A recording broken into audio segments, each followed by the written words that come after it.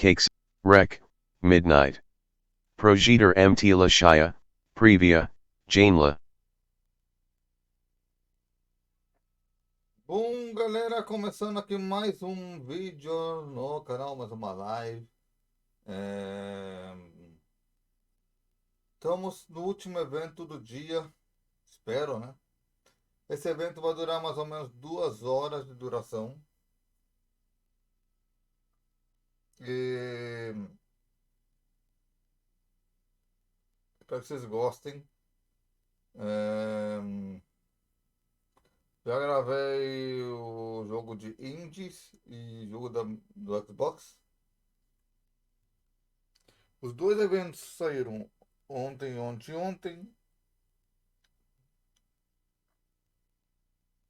Saiu 22 e 23. E esse aqui vai ser o dia 24. Então, vídeo 22, vou gravar 3 eventos também.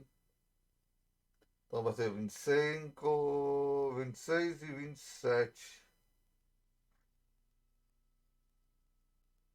E lembrando, no final de semana também teremos eventos. Então. E eu pensava gravar Naruto também Connections para terminar a saga ainda hoje. Se der tempo, é, ainda gravo ainda hoje o Connection. Por quê? Porque são 2 horas, são 10 da noite, a hora que eu tô gravando isso aqui. E tô gravando mais ou menos 4 horas depois que passou o evento. Por que eu tô gravando 4 horas depois? Por uma óbvia razão. Tive que regravar um.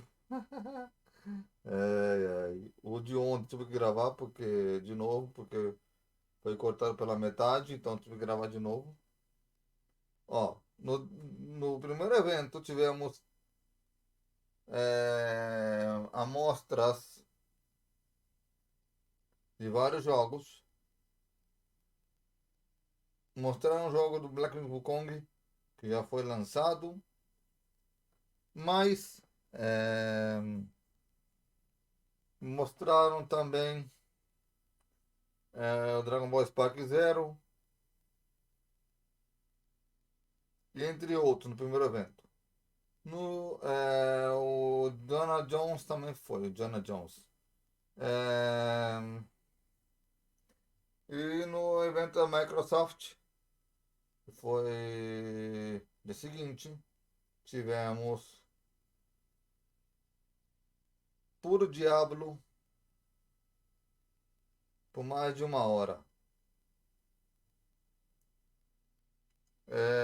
Depois tivemos é, Starfield por mais 15 minutos. E para Starfield também revelaram também do Game Awards também, que vai para o PlayStation também, em breve, né? O Indiana Jones vai para o PlayStation entre abril e maio, por aí mais ou menos. E eu vou dizer mais uma coisa. É, Sobre os jogos dos eventos até agora. Os que eu mais gostei, onde a gente está gravando, que é o jogo do macaco. O Indiana Jones eu não gostei por uma óbvia razão. Porque em primeira pessoa. Como o João falou no outro dia no vídeo dele,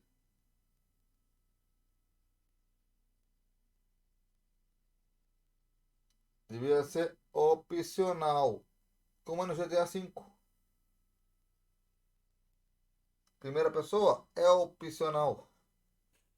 Você joga em primeira pessoa se você quer.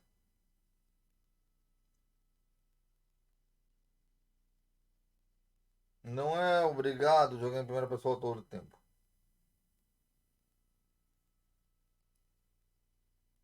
Então,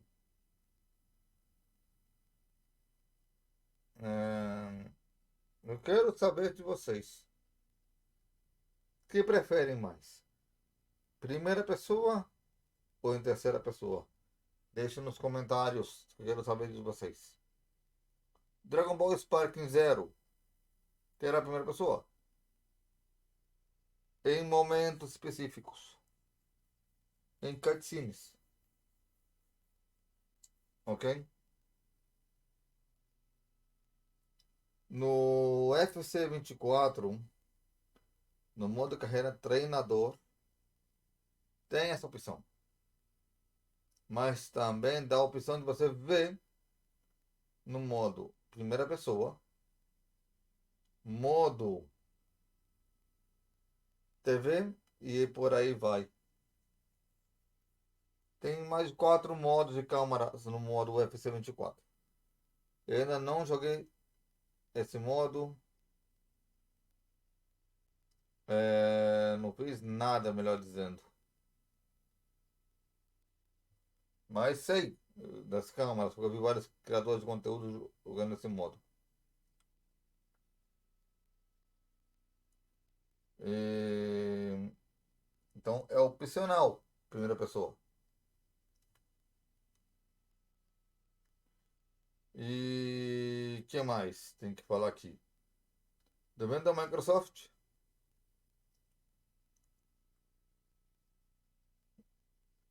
Só o Forzinha pode ser confirmado para vir para o PlayStation. Aunque a Amazon vazou, né? Que o Forza chega em setembro para o PlayStation. Vamos ver se é verdade mesmo. Mas vamos aproveitar para falar dos jogos que eu espero que mostrem aqui. Acho que vou mostrar mais um trailer de Dragon Ball Spark Zero. Certeza absoluta não tenho, porque eu não vi o canal da Bandai ainda. Eu tô focando em olhar os canais dos eventos, então por isso que eu não sei se a Bandai postou um terceiro trailer. Mas se mostrar o mesmo trailer que mostrou no primeiro dia, não tem problema. O importante é que mostrem alguma coisa de algum jogo. Bom ou mediano, mas que para mim seja bom, né? Jogos que eu vou falar, pô, eu quero jogar. É, porque os jogos do jogo da. Mostrando no evento da Microsoft, muitos deles, 99% deles, não gostei. Dei nota zero para ele, para o evento, no vídeo lá. No vídeo dos jogos indies, que também cobri, se tinha algum indie legal. Até tinha. Dois. Agora eu não lembro o nome, mas achei legal. Mas nada. E no evento da Game Awards tem um jogo parecido Live Strange de uma moça que você controla. Não lembro o nome do jogo. O elemento mostrou para mim durante a tarde que era para fazer entre. é, Como posso dizer? Parecido com Live Strange. E chega em 2025. Então achei legal o jogo. O trailer, até perguntei para o elemento na hora que eu estava fazendo a live, né, da Microsoft. Ou do. Não sei se foi da Microsoft ou depois a live do. Da Game Awards Open Night Live. Que foi o evento que a gente cobriu.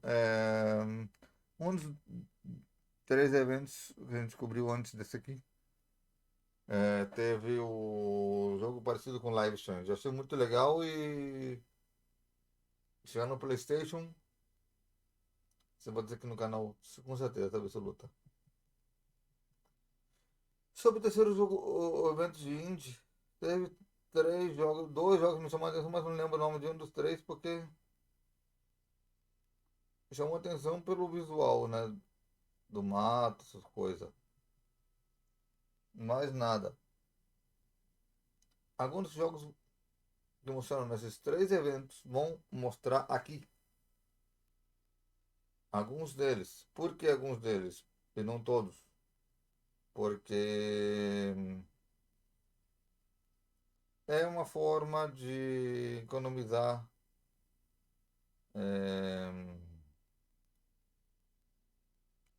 uma forma de trazer conteúdo extra.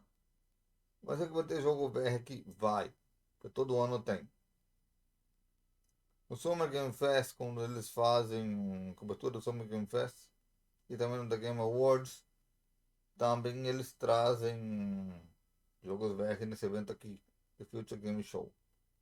Eles acompanham o Future Game Show, se não estou enganado, desde 2022 que eu acompanho. 2023, por aí. Se em 2022 acompanhei primeiro o Future Game Show, mas não gravei. Em 2023 comecei a gravar e trazer aqui no canal. Então, o anterior, 2023, foi um desses eventos pela atriz que dá voz a Abby em The Last of Us, Laura Bailey.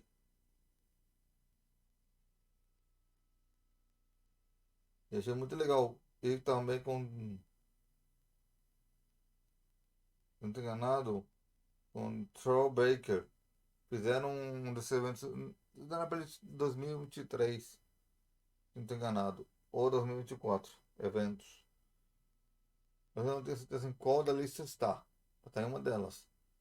Tem mais de 50 vídeos nessas playlists, então fique ligado. E ainda falta 20 minutos para começar.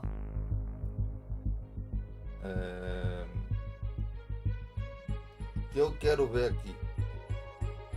Muita coisa. Quero ver muito jogo legal. O da Freira, eu acho que eu vi entre o mês de no da Game Awards que fizeram em dezembro, ou no Tokyo Game Show, ou acho que fizeram outro evento em março. Se foi em março, foi agora em junho. Sim, foi em março. Fevereiro por aí. Fevereiro ou março. E um desses quatro. Ó. Setembro. Dezembro. Fevereiro ou março. Um desses meses aí. A gente viu o elemento eu aqui. Do Future Game Show. E trouxeram aqui o evento, o jogo da Freira. Inclusive o Arthur que gravou, né? Eu nem comprei o jogo. Pode trazer pra mim. Eu queria trazer ele aqui no canal e o Arthur gravou. Pra gente vai sair agora semana que vem. Então o jogo da Freira, como já está gravado. Eu gravei, né, usando o OBS e o trailer do jogo para poder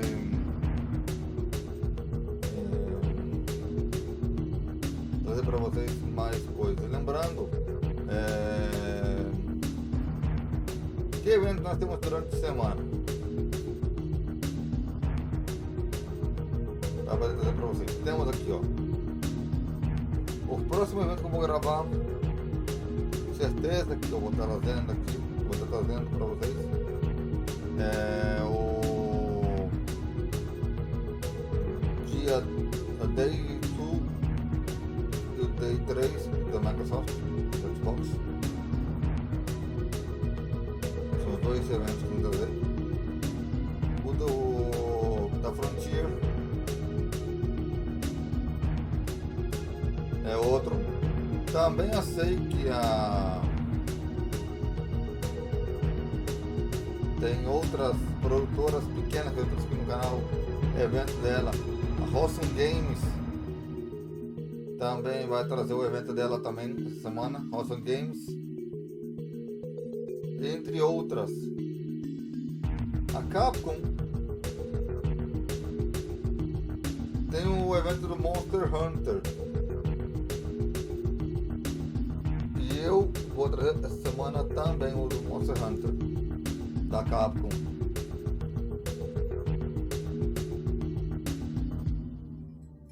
E entre outros que tem por aí para trazer. E também tem um outro que é uma palestra de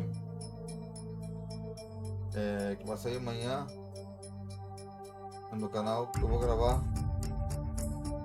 Primeiro da máquina para sair, depois eu vou gravar, vai sair passado amanhã, vou dar palestra.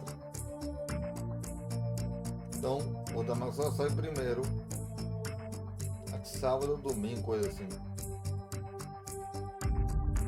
E segunda sai da palestra. Terça-feira sai algum outro evento que vai acabar nesse mesmo dia. Quarta-feira que vem sai o dia 3 da Microsoft. Quinta, outro evento que tenhamos por aí, feito por um Awesome Games ou outra produtora aí. Mas algum evento teremos aqui no canal até o dia 2 de setembro. Calculando, né? Eventos diários. Faltam 15 para 14 minutos para começar. E por que não adianta se tá, já terminou a transmissão? Eu gosto de aproveitar o relógio para falar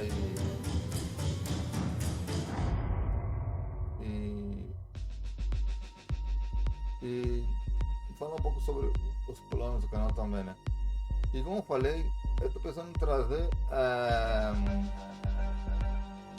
para o mês de outubro.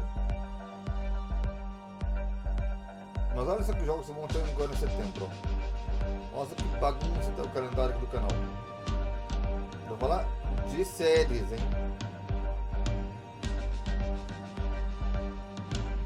O da feira é essa semana, então eu não vou contar. O da feira é essa semana. God of War, jogo do macaco e o jogo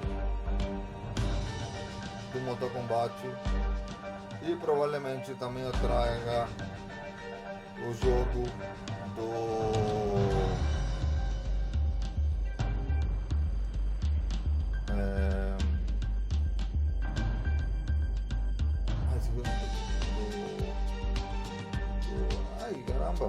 do Astrobot, ok?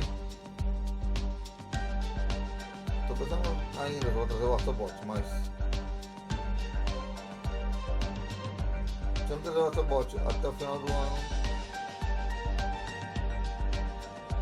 eu não trago mais esse ano, trago no ano que vem. Por quê? Usado como primeiro vídeo do ano no Astrobot. Porque temos, por meus cálculos, o jogo do macaco terminaria a primeira semana de outubro, aproximadamente, ok? Se gravamos os episódios diários, Elemento e eu. Logo em seguida, não sei se tu vai gravar o Until Dawn, mas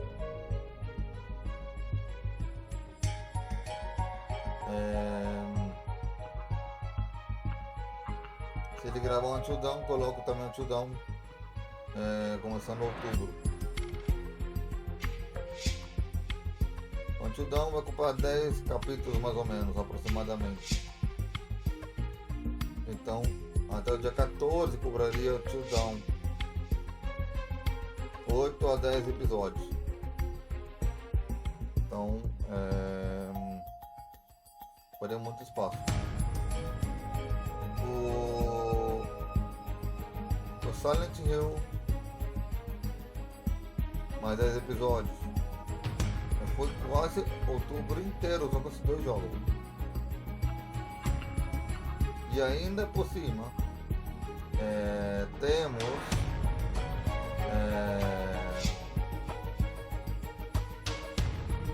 Dragon Ball Sparking Zero, que é o melhor jogo do ano de anime, e vai ocupar uma parte provavelmente de outubro e parte de novembro. O Live Strange vai ocupar um pouco espaço do jogo lá do Switch, mas não tem problema, porque Live Strange é por episódio, então é mais fácil de terminar. E logo em seguida temos um que eu tô gravando, que é do Naruto, que vai fechar o ano. E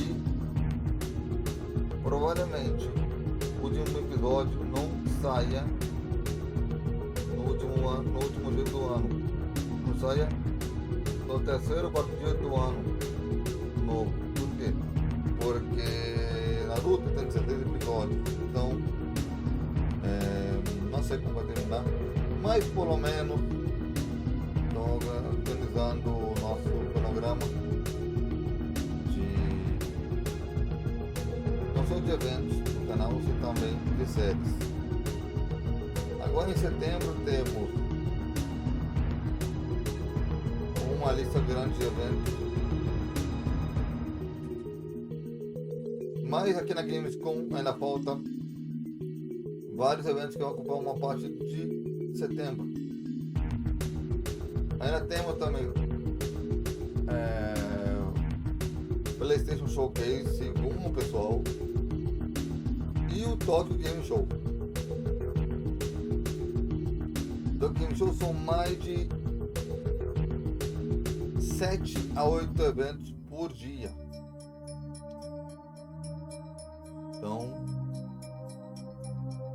vai ocupar boa parte de setembro e outubro Tokyo Game Show. Então vai ter muita coisa. E em dezembro, 12 de dezembro, temos da Game Awards. Mas ainda em novembro vamos trazer também a minha votação para jogo do ano e por aí vai.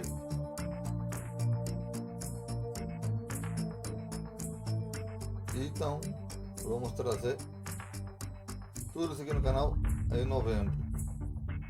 E em dezembro o da Game Awards, com certeza. Só espero confirmações de alguns jogos para o ano que vem. O Death Stranding do Hideo Kojima, falta confirmar a data de lançamento dele. É só Play 5 o jogo. Então, Death Stranding in the Beach é o nome do jogo do Kojima. Então, terminando esse vídeo aqui que o Lema está gravando, o Black Flag, a gente vai gravar o Death Stranding para vocês, para poder trazer o In The Beach na sequência. E até o final do ano, o GTA 6, hein? E hoje entrei no GTA 5, fazia tempo que eu não entrava, hein? No meu cassino.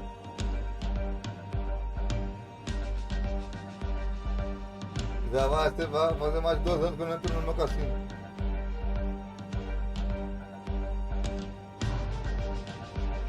Mas eu quero ver se eu consigo entrar lá e fazer meus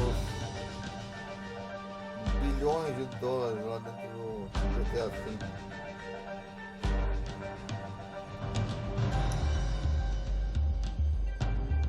Vou dar terceira live aqui no canal da Twitch. Eu vou botar na descrição do vídeo do YouTube. Eu vou fazer um vídeo de anúncio.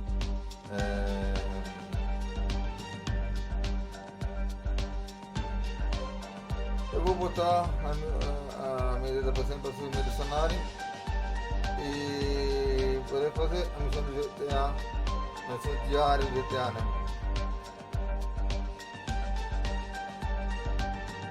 Fazia tempo que eu não jogava GTA ainda. Minhas missões de vender, eu não fiz nenhuma faz tempo.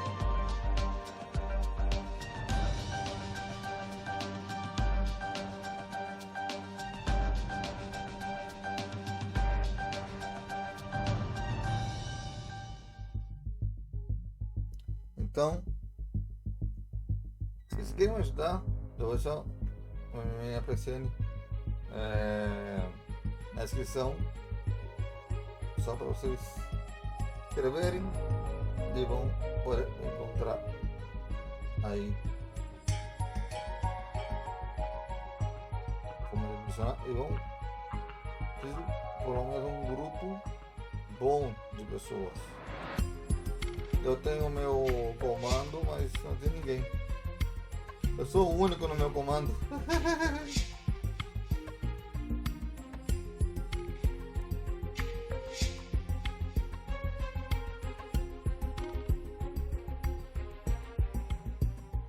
Vamos lá, galera. Lembrando do like, comentário, compartilhar o vídeo. 4 minutos para começar em 30 segundos. Esperando GTA 6 nesse evento. Eu digo que não. E segundo os rumores, em outubro terá um novo trailer GTA 6, né? O trailer 2.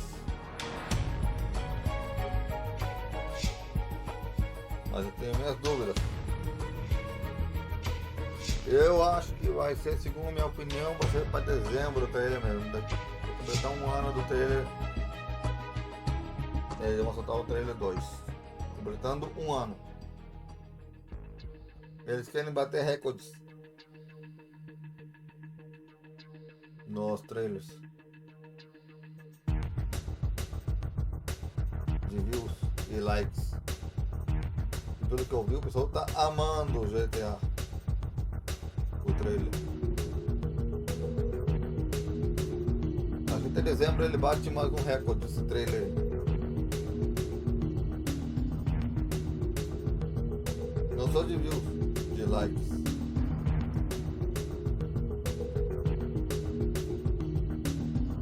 E tem um jogo de celular que tem um trailer e o GTA ainda não bateu recorde. E é o único até agora que ainda não bateu.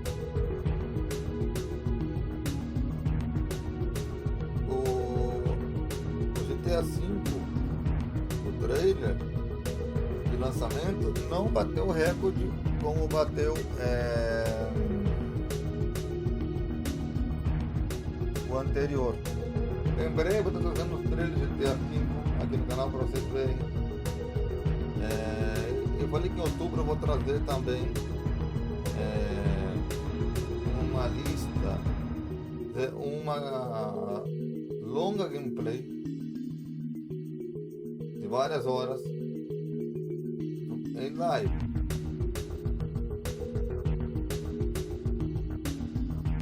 Eu estou pensando em fazer melhor pré-gravado, gravar um compilado de vários vídeos aqui do canal e unir tudo em um único vídeo. sei que vocês opinam, mas eu acho que será boa ideia fazer isso. Eu vou começar com os shorts.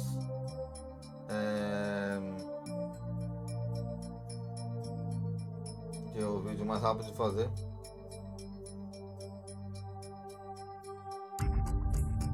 Depois dos shorts, irei escolher os eventos, os trailers de Dragon Ball.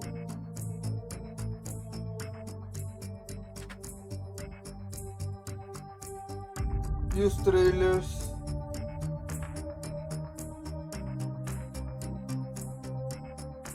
de outros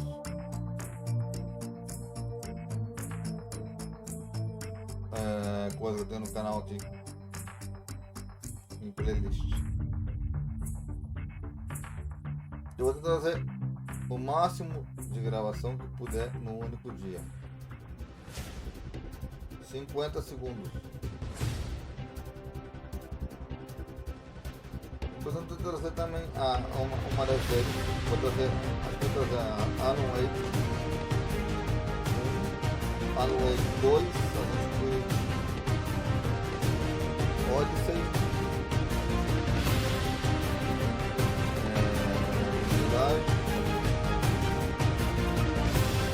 o Valhalla não vou trazer nessa lista da live porque não está completo. Falta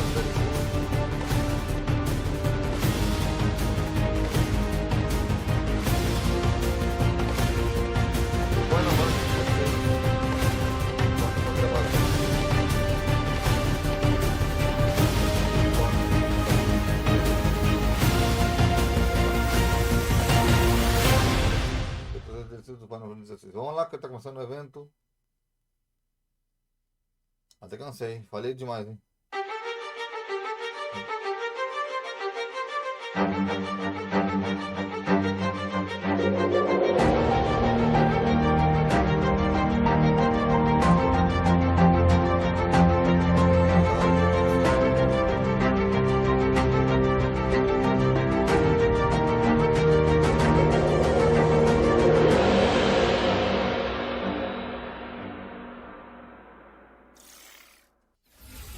Hey everybody, and welcome to the Future Games Show at Gamescom, presented by Sid Meier's Civilization 7. I'm Ned Luke, though. You might know me best as 2013's Father of the Year, Michael DeSanta from Grand Theft Auto 5. And I'm here today to run you guys through a boatload of exclusive video game news. But every big score requires partners in crime. And thankfully, I got one of the best in the business here. How you doing, Alex? Hi, Ned. It's so good to be here. Howdy to the folks at home. My name is Alex McKenna, and I played the ruthless outlaw Sadie Adler in Red Dead Redemption 2. Ned and I could probably deliver a mean seminar on virtual robbery, but we've got a red-hot haul of video game trailers to show you instead. That's right, and over the next 90 minutes, you can expect world premieres, developer presentations, and gameplay deep dives on the most exciting upcoming games. Yeah, we'll also have plenty to share about Civilization 7 as part of our collaboration with the team at Firaxis Games. But more on that later. Yeah, for now, just do me a favor and be cool, all right? Get comfy, make sure you got a lot of popcorn within arm's reach because our first world premiere is coming up now. Ai, Michael, vamos lá. There is a house in New Orleans. They call the rising sun. And it's been the ruin of many a poor boy. And God, I know I'm one.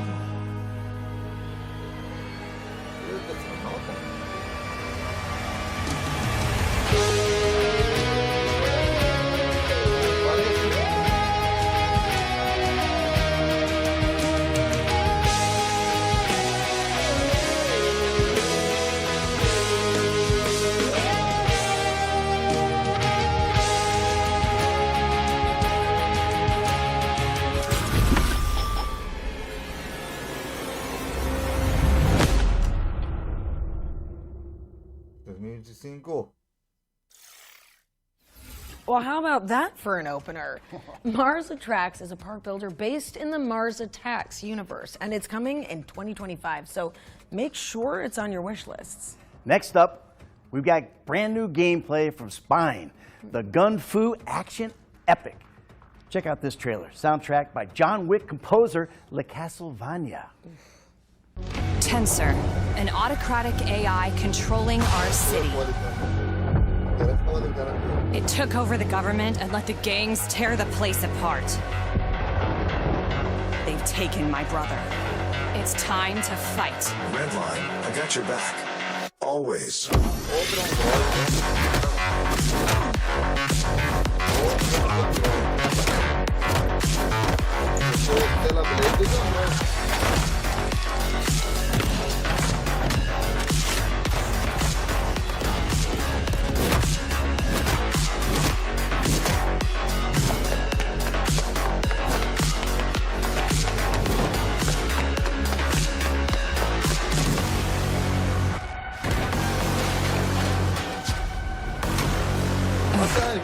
I never asked for this.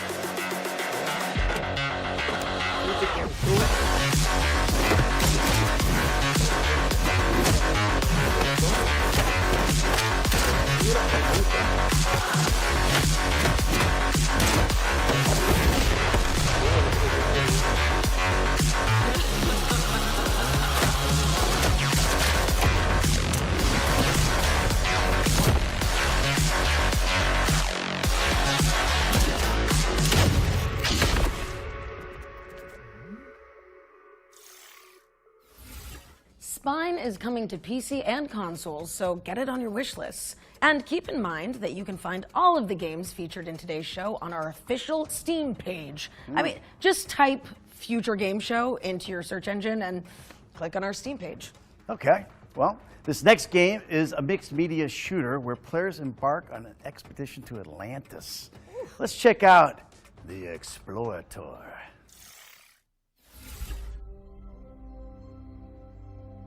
Tá bonito.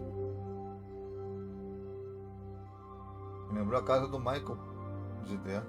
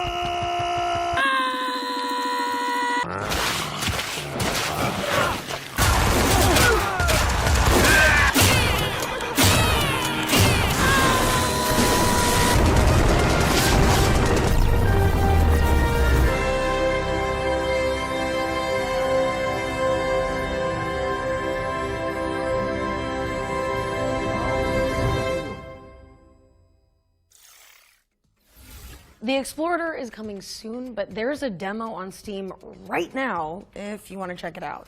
All right, 4X fans, you've waited long enough. It's time for your first taste of Sid Meier's Civilization 7. Let's take a look at the first live-action trailer. Throughout our history, ordinary people have done extraordinary things, illuminating our potential.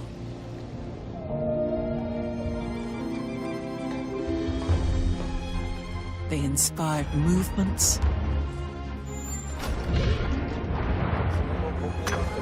created the impossible, and destroyed the indestructible.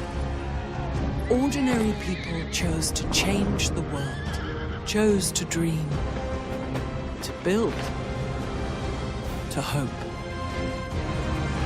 to always hope. And if there's hope for one of us, there's hope for us all. Now it's your turn to reimagine civilization and build something you believe in.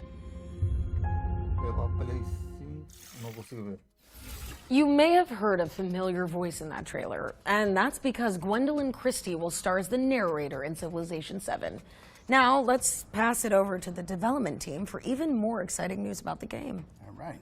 Depois eu vou dizer, né? Consola.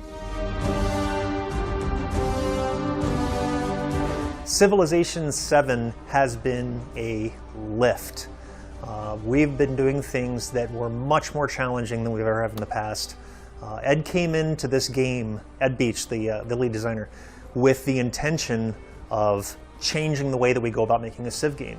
He wanted to shift it slightly in one direction or the other and make it so that our fans can't really lay out and predict exactly what we're going to be doing. One of his biggest disappointments is that every time we come out with an expansion pack, every time we're talking about a new game, inevitably our fans know what we're doing because it can fall into a pattern. They know that eventually we're going to need a government here. They know that the game's going to work, you know, X, Y, yields Z. So he wanted to change that up. And with the current design that he's delivering, combined with shipping on all platforms all at the same time, this was a lift for the team. My name is Ed Beach, and I am the creative director for Civilization 7. I love historical strategy games, whether it's a board game or a video game. Love anything where there's a really detailed, involved map. So Civilization is the perfect game for me. In Civilization, we're always trying to paint a positive picture of the world, highlight all of the great accomplishments that humanity has achieved and all of the different cultures across the world have achieved. That's still true in Civilization 7. We're still highlighting the best things about each leader, about each civilization, and about each time period in history. As a lifelong history nut, I've always been drawn to the franchise as a means of playing with history and trying to recreate history, but also creating alt history. Both of them together really allow for a rich playground to overall learn more about history and its narratives. We always want Civilization to be a snapshot of what you as a person and the empire you build to be this forward-looking, beautiful, you know, shining light on a hill. And I think that even rides even better with Civilization 7. I love the new mechanics of new cultures emerging. I love the idea that everything you build is multicultural now. Different cultures contribute to other cultures. Whether you want to or not, in the real world, everything you see when you look around you has been contributed to by multiple peoples and influenced throughout history by multiple cultures. I've always loved that about Civ. I love the fact that it's a positive game. It's not a negative game. The whole game isn't about what's worse in humanity, it's about what's best in humanity. Civilization 7 still has a lot of the same gameplay that fans will know and love. So there's still a lot that's going to feel really familiar. We're still highlighting the best things about each leader, about each civilization, and about each time period in history. But of course, we're spinning it in a new way and adding new gameplay systems on top of it. There's a ton of cool new stuff, and you're going to have to learn it all. It's a lot, but we feel like we're teaching it to you as you go along. And when you really dig in, you're going to see how deep this thing goes. And we're excited to say and really believe that this is the biggest Civ experience that we have ever shipped out of this studio.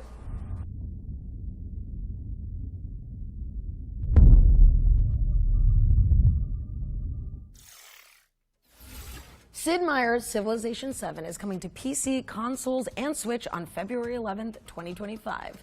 We'll have more from Firaxis later in the show, including a special gameplay trailer, so stay tuned. Our next game actually came out yesterday. So I imagine some of you are already playing it, right? Probably raging at bosses, Googling guides. If not, this clip might just convince you. Here's the launch trailer for Black Myth Wukong. Master, are there more good folks in the world or bad? More good, of course. Then why is there always suffering? And why do the bad folks always win? Because goodness without teeth punishes not. It only foments evil. Cleanse the world with blood and grow lotuses in it. That is your destiny.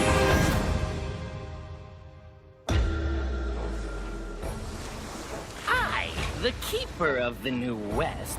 Welcome, the Destined One. The Destined One who doesn't even know what he's destined for? Those old rascals, they surely know how to name. Tell me then, is my kind destined for extermination? You're driven by greed, not destiny. So this is the face of the Destined One. It will fit me just as well. Bathed in blood, yet preaching peace. Oh, you immortals, pray enlighten me. What justifies your superiority?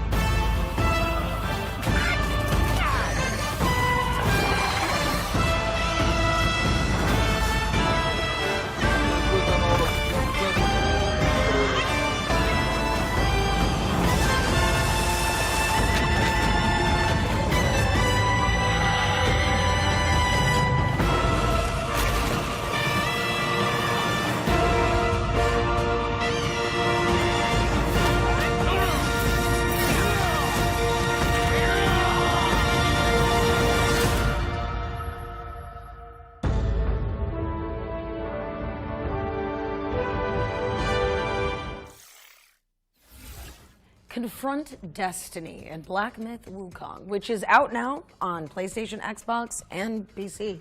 By the way, if you're enjoying the show, head to the link on the screen and fill out that FGS survey to have a chance at winning an iBuyPower gaming PC complete with an AMD Ryzen 7 CPU and GeForce RTX 4070 worth over $1,500, baby. Okay, another world premiere now. But if you watched our summer showcase, you might know already what it could be.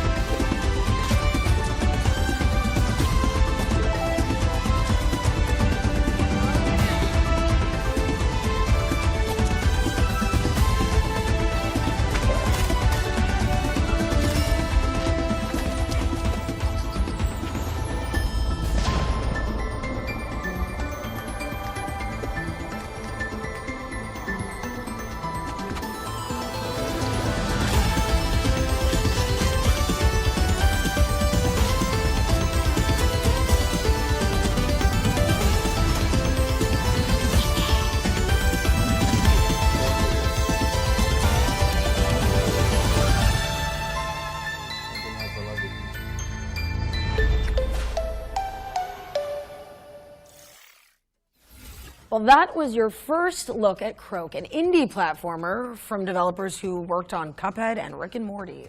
It's coming soon to PC, so you can add it to your wish list now on Steam. Hey, we're taking a look at Monaco 2 now, the sequel to the indie co-op heisting hit from 2013. It's all about the joy of improvising when your best laid plans inevitably go awry. But we wouldn't know anything about that, would we, Ned? No, absolutely not.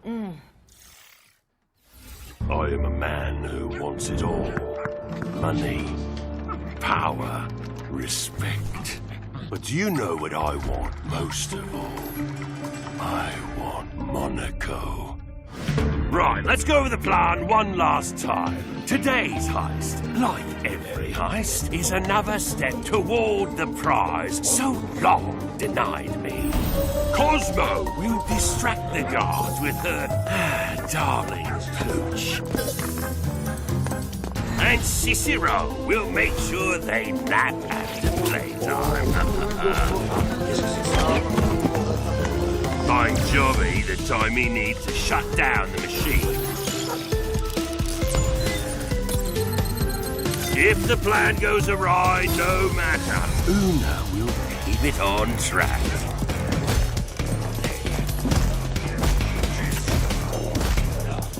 And we'll walk away one step closer to the top. Or run away, as the case may be. Heist by heist, we'll make this city ours. Or they may chase us, but we'll always be one step ahead. This is my city. This is my empire of crime. This is Monaco. Monaco, Super King. Start getting the gang back together because Monaco 2 is coming to PC in 2025. We're taking a closer look at Raven's Watch now. It's an action roguelike from the creators of Curse of the Dead Gods. My forgotten legends. You are forgotten no more. No need to thank me. See how far you've come. Back to me!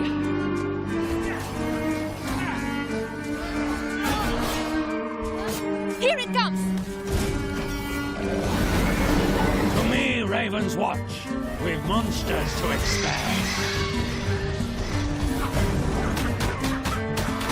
Make me proud! The fated moment approaches. Get ready! Show me what you have become! Show the world what I've made of you!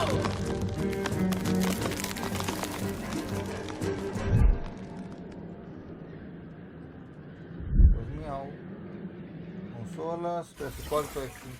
Raven's Watch is launching later this year, but it's available now in early access if you can't wait to play it. Now we've got a new trailer for Zero Space, a story-driven, real-time strategy game built with consultation from professional StarCraft players.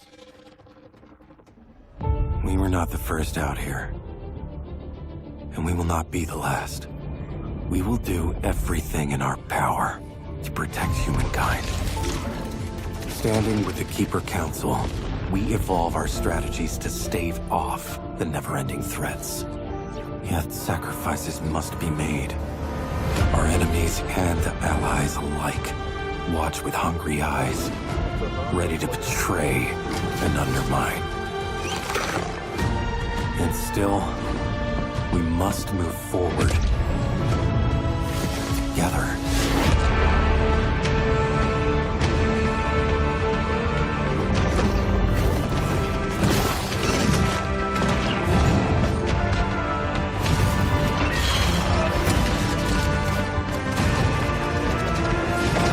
Every decision has a consequence. The choice is yours. Zero Space is coming soon, so get it on your wish list. You can also support the game on BackerKit to get access to the upcoming beta. Let's keep it rolling with another world premiere.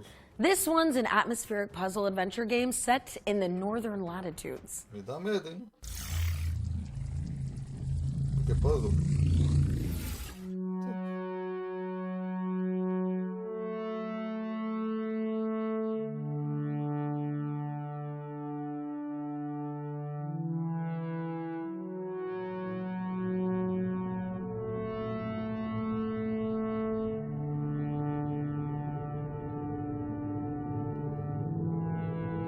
If you can talk with crowds and keep your virtue, or walk with kings, or lose the common touch. If neither foes nor loving friends can hurt you, if all men count with you but none too much, if you can fill the unforgiving minute with 60 seconds worth of distance run, yours is the earth and everything that's in it, and which is more, you'll be a man, my son.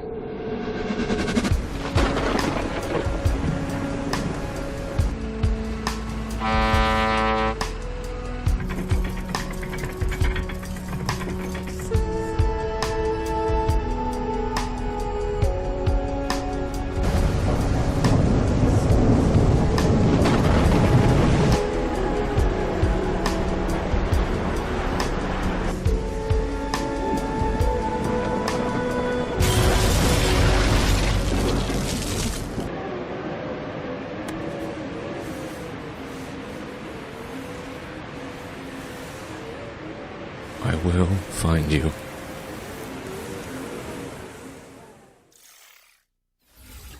All right.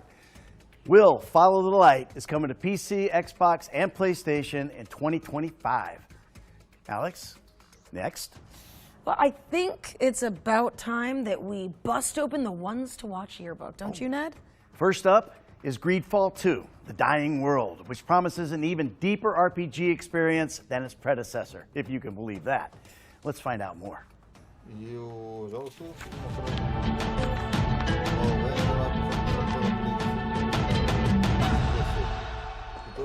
Birtutimad, Garance. Welcome back to the world of Greedfall, where adventure and political intrigue await at every turn. Your future is in your hands as you strive to survive amidst greed and corruption. The year is 1231, 3 years before the events of Greedfall. You're a native of Tirfredi, and as this adventure dawns, it is the eve of the initiation that will see you become a Donegad, a sage, a guardian of your people's knowledge, and a spiritual leader. But just as you're about to complete your sacred initiation, you're abducted by strange warriors from Gakan, the old continent, and thrown into the hull of a monstrous tall ship. After a long and arduous journey at sea, you disembark on the shores of Gakan and discover this foreign world where people have grown distant from nature and now war and conspire amongst themselves. You now seek passage back to your homelands. All the while, you must thwart the plans of the terrible man who kidnapped you in the first place. While Greedfall introduced the enchanted island paradise of Tirfredi, Greedfall 2 takes you beyond the island shores to the old continent of Gakan, cradle of the factions that struggle for dominance over Tirfredi. You will explore the crowded cities of Gakan and its various landscapes shaped by the different factions, cultures, and traditions that have inhabited them over the centuries. You will have to decide where you stand when you inevitably become embroiled in their internal conflicts.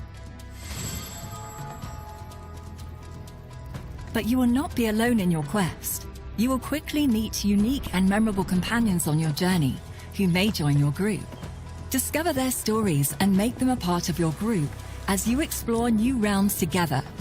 Forge meaningful bonds, or even romances, as you get closer to them and learn more about their background. You are the author of your own legend, Donegad. Choose and master the path of the sage you want to be, whether through diplomacy, bargaining, stealth, or your keen sense of observation. Your tracking vision may reveal clues in your environment. Use your talents, craft new tools, and get help from your companions to increase your odds of success. Of course, the use of force is always an option, to adopt as you see fit. Greedfall 2's all-new combat system puts you in control of combat more than ever before. Use the tactical pause at any time to stop the action and plan your group strategy, either on tactical pause or in real time. You can control all the members of your group and give them instructions using action points. So it's up to you to craft the perfect tactic to defeat your enemies. Change your combat style as you progress by drawing from the wide range of skill trees offered. Choose the style that suits you best, whether you're more of a melee fighter who uses traps, a range shooter with support spells, or even a master of poisons. You can even hone and develop your allies' fighting styles as well. Find the best synergies between your companions and overcome your enemies with the party that suits you best. Your destiny is in your own hands. Greedfall 2 is a thrilling RPG that takes you on an unforgettable adventure where your choices shape the future of your group, your people, and the world.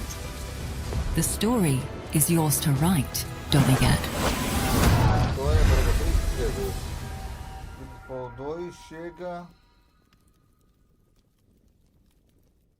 Greedfall 2 is launching into Steam Early Access on September 24th, 2024, with a full release coming in 2025. Okay, now we're shifting gears to focus on Kimbat, a robo buddy cop 3D platformer. Are you ready for this? Yeah. Launch trailer. Let's go. Call me Shipset. What's your ID? Lexi. Just follow my plan and we're home free. 3, 2, 1, duck!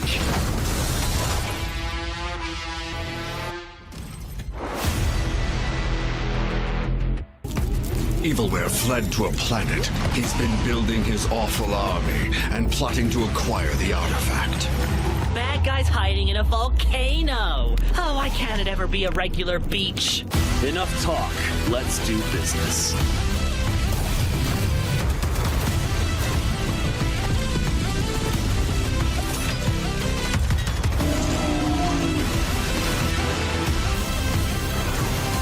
We'll see if your precious idol's as strong as a real weapon. You're in for it now, Featherface.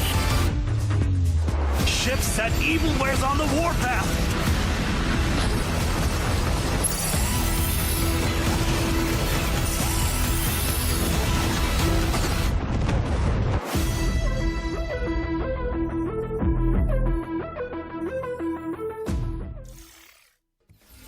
Kimbot is coming to PC, PlayStation, and Xbox on August 29th, 2024. Our friends at Antistatic Studios are here to tell you more about Phantom Line, the cooperative survival shooter where players hunt creepy anomalies.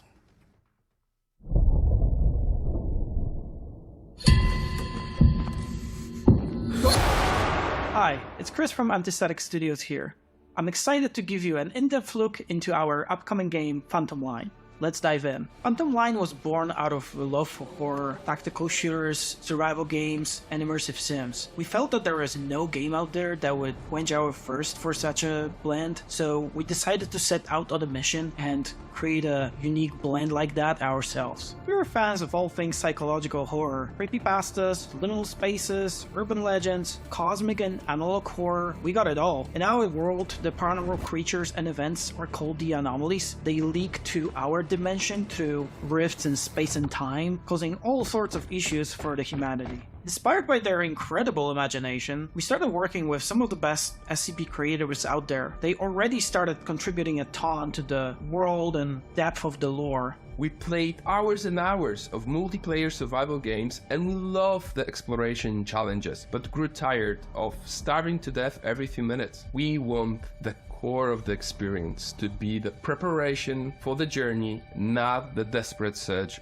of berries. What we also missed was the tactical angle of that experience. That's why we are preparing a choice of realistic arsenal and tactics that you can choose to hunt down and fight the anomalies. You will need to survive in a war-torn environment, cut off from reinforcements or supplies. You can venture out alone or take your friends with you. The game is designed as a 4-player co-op, but you can complete it and have fun as a single player with a spare artificial body. We call it the Husk. We encourage players to cooperate to survive, hunt, build and fight together. We love open world games where the environment feels like it has a life of its own, not waiting for the player to progress. We are building a vast open world driven by a true emerging gameplay with unpredictable events, ensuring that every encounter is a fresh challenge that can be solved in a number of other ways. In the next demo, you will venture out into an open world in a 4-player teams.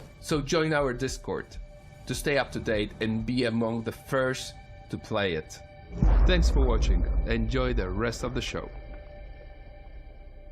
One more thing I forgot to mention is that as a player, you're part of Mortville Industries. Their operations span across a wide variety of activities, but their true mission is to make sure that the general public never...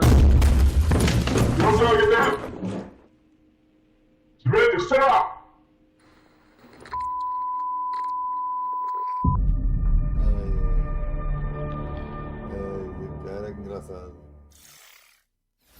Phantom Line is coming soon to SCPC.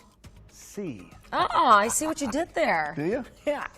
Buckle up. Here's the latest update on Caravan Sandwich. Studio Plain Toast post-apocalyptic driving adventure. Buckle up.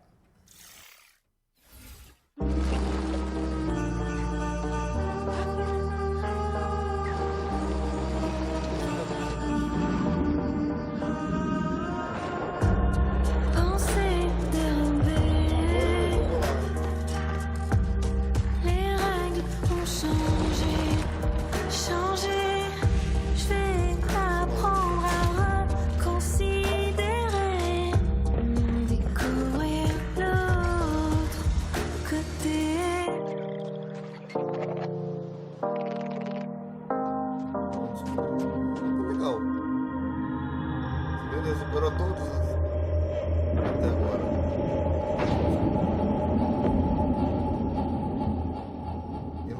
sua, não. Start your wish listing engines because Caravan Sandwich is coming to PC later this year. Okay, our next section is a little different. We've teamed up with Prime Video and the Lord of the Rings, The Rings of Power, to bring you a special feature covering the most exciting upcoming fantasy games. But before we get into that, let's kick off this fantasy section with some exclusive footage from The Lord of the Rings, Rings of Power Season 2, and get a taste of the many journeys that we're going to witness. Check it out. Elrond, you are wise to fear this power. Sauron has returned. The rings may well be a ploy on his part. They must be destroyed. I need your axe, old friend. Failure sight! This has springs! You think it was only you who put yourself in my power?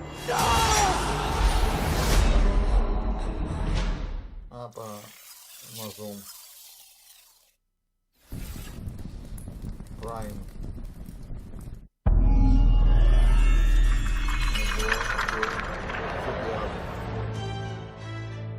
First up on our list of upcoming fantasy games, we have got a bold new RPG with an electrifying art style.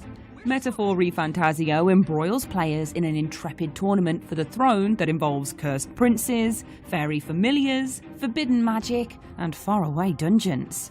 Metaphor arrives from the minds behind Persona 3, 4 and 5, so as well as a beautiful UI and captivating character designs, you can expect a thrilling Shoji Meguro soundtrack and a series of life simulator systems that help to augment the profound nature of the epic journey ahead. Thankfully, you won't have to wait too long to set off, as Metaphor ReFantazio is launching on October 11th, 2024 for PC, PlayStation and Xbox. Monster Hunter Wilds is the latest evolution in Capcom's storied lineage of creature-tackling action RPGs, where players scheme, trap, craft and fight their way to monster mastery. Taking place across a vast expanse called the Forbidden Lands, players will ride their raptor companions through this mighty open world, scavenging for supplies and coming face to face with formidable Animal Kingdom hybrids that require cunning plans and a catalogue of weapons to conquer. Fantasy fans should start sharpening their wits and their weapons because Monster Hunter Wilds is coming to PC and consoles in 2025. 10 years on from Dragon Age Inquisition, BioWare's legendary high fantasy series has returned.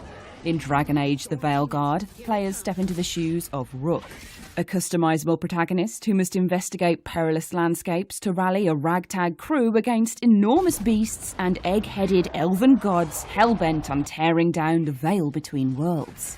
Can you stop the realm from being torn asunder? Find out when Dragon Age The Veilguard launches later this year on PC, PlayStation and Xbox. Welcome to the most exclusive club in all of Albion. Carrying the torch lit by Lionhead Studios in the early 2000s, Playground Games' Fable reboot is a stunning reimagining of the famously funny fantasy series. It's set in the fairy tale land of Albion, where players will grapple with the burden of being a hero, as well as giant frogs and legendary beasts. Choice and consequence have always been a part of the Fable framework, and this has been teased with the introduction of fans and haters, as well as a mysterious rival hero. We'll find out more when Fable comes to PC and Xbox in 2025. Season 2 of The Lord of the Rings, The Rings of Power, will premiere on Prime Video this August 29th. You can also wishlist our most anticipated fantasy games on the Future Games Show Steam page. Just type Future Games Show into your search engine and click on our Steam page. But back to the trailers now, as we're taking a peek at Rogue Waters, a tactical pirate roguelite from Tripwire Interactive. Betrayed. Cutter be locked in eternal battle with his foe. Navigate savage waters and choose your battles wisely. Gather your crew and ready yourselves to board the enemy vessel. Weaken the enemy by choosing your targets wisely. Board the enemy vessel with sharp positioning and clever tactics. Victory will be yours. Tame the legendary beasts to fight alongside ye in battle.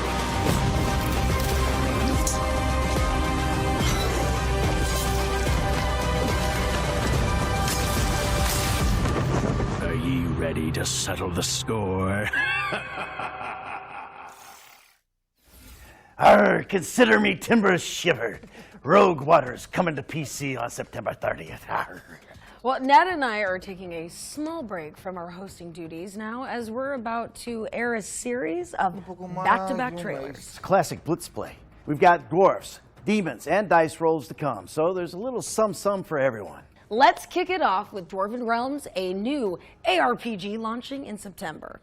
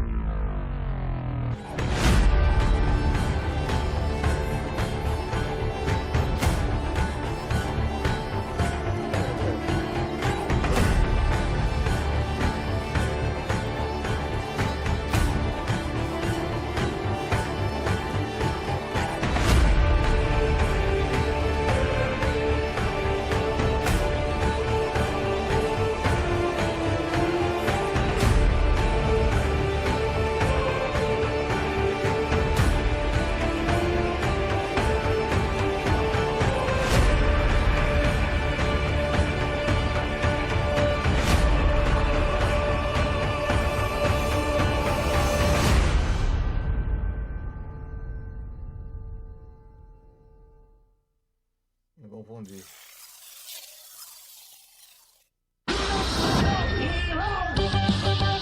When the Rift is in trouble, the only ones you can rely on are...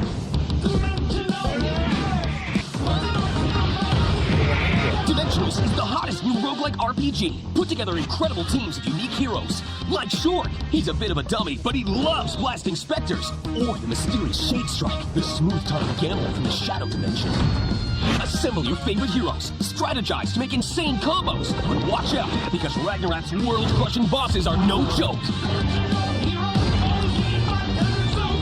Take on the Rift in style with the epic cartoon soundtrack by Brad Green. Experience wicked comic cutscenes in Dimensional's campaign mode, or blast your way through the open rift and face incredible and unpredictable challenges.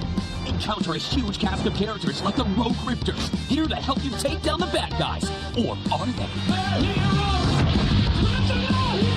Side effects of Dimensionals will include fun, addiction to victory, temporary loss of reality, and spontaneous combustion due to awesome. Some assembly required batteries not included.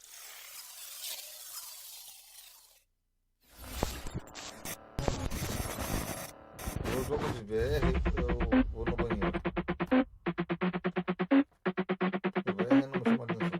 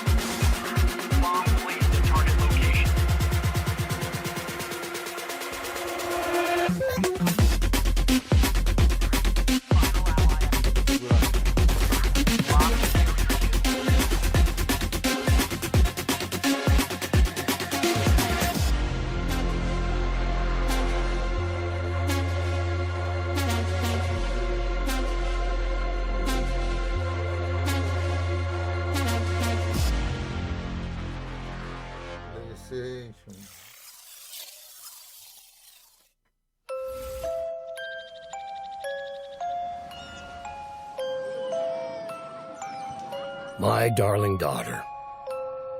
Emily and Chester are doing well. Your city kids are getting used to the Bloomtown way of life. They started wandering all over our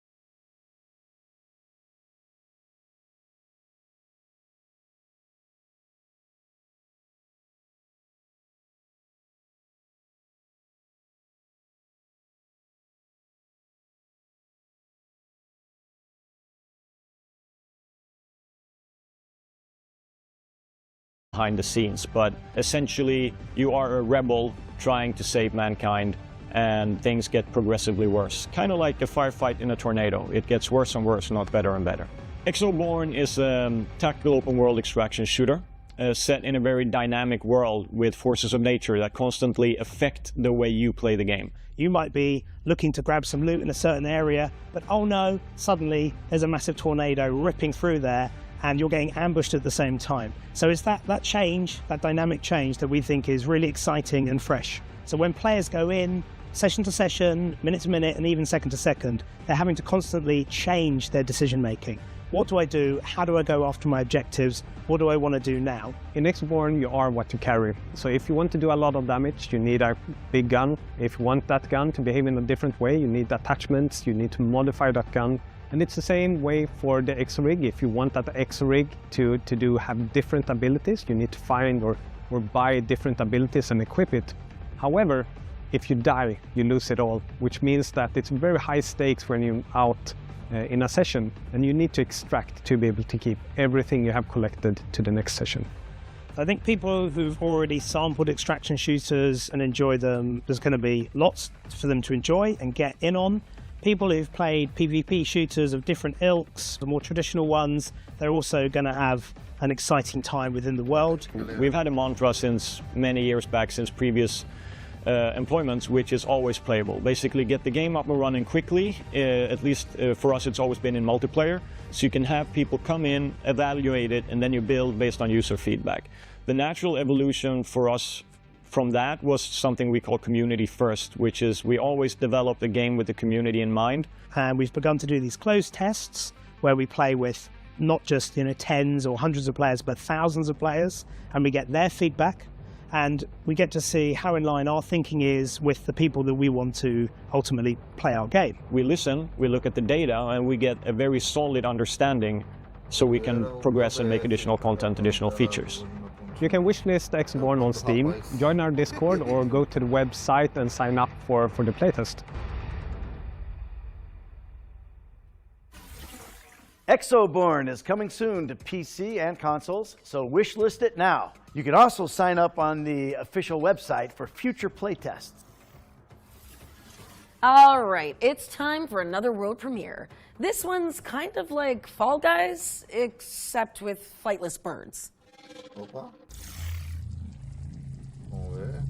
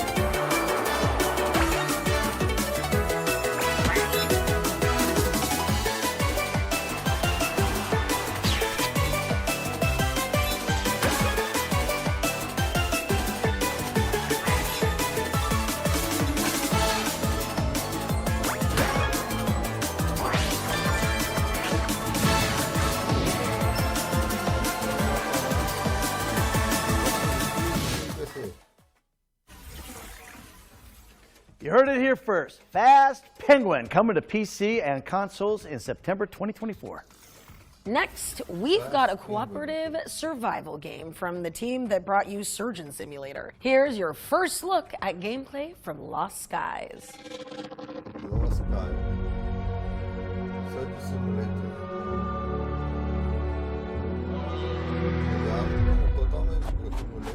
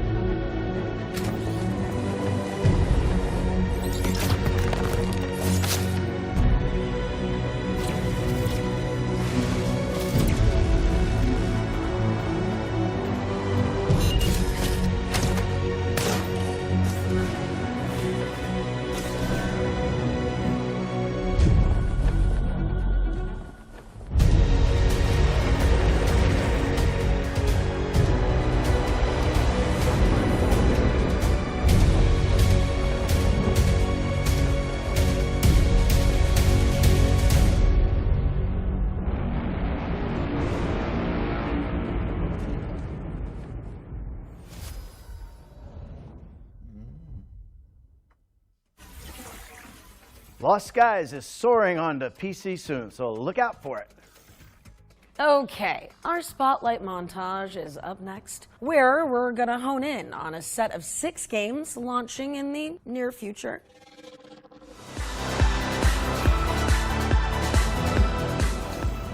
Have you ever wondered if you could survive in an ever-changing post-apocalyptic landscape?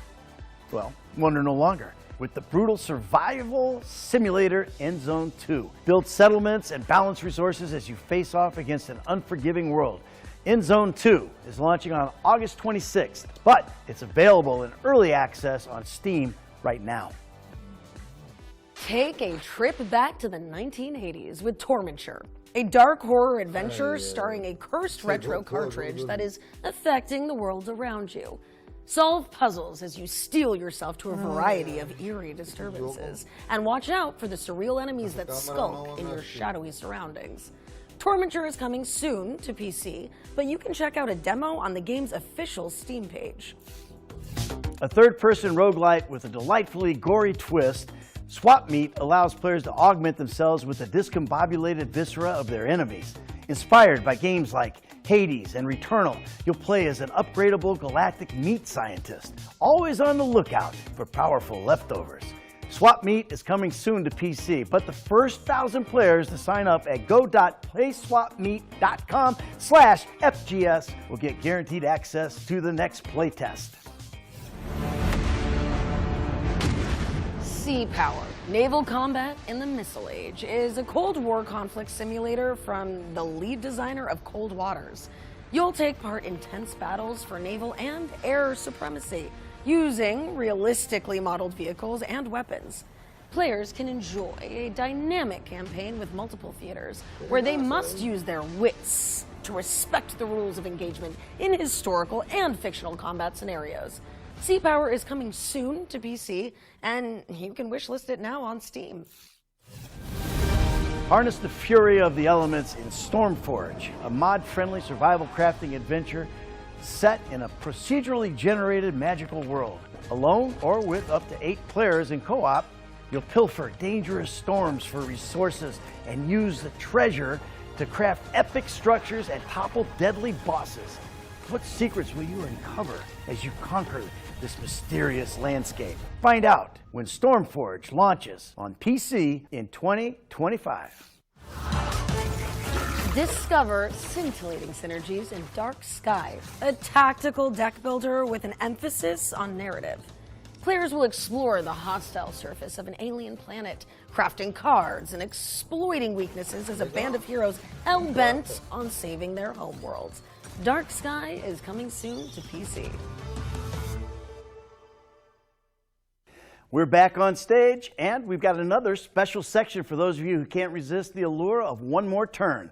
Here's a special gameplay trailer for Sid Meier's Civilization 7.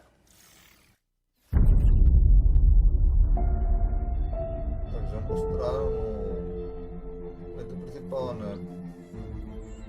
Essa é no canal na terça, ou na quarta, se não me engano.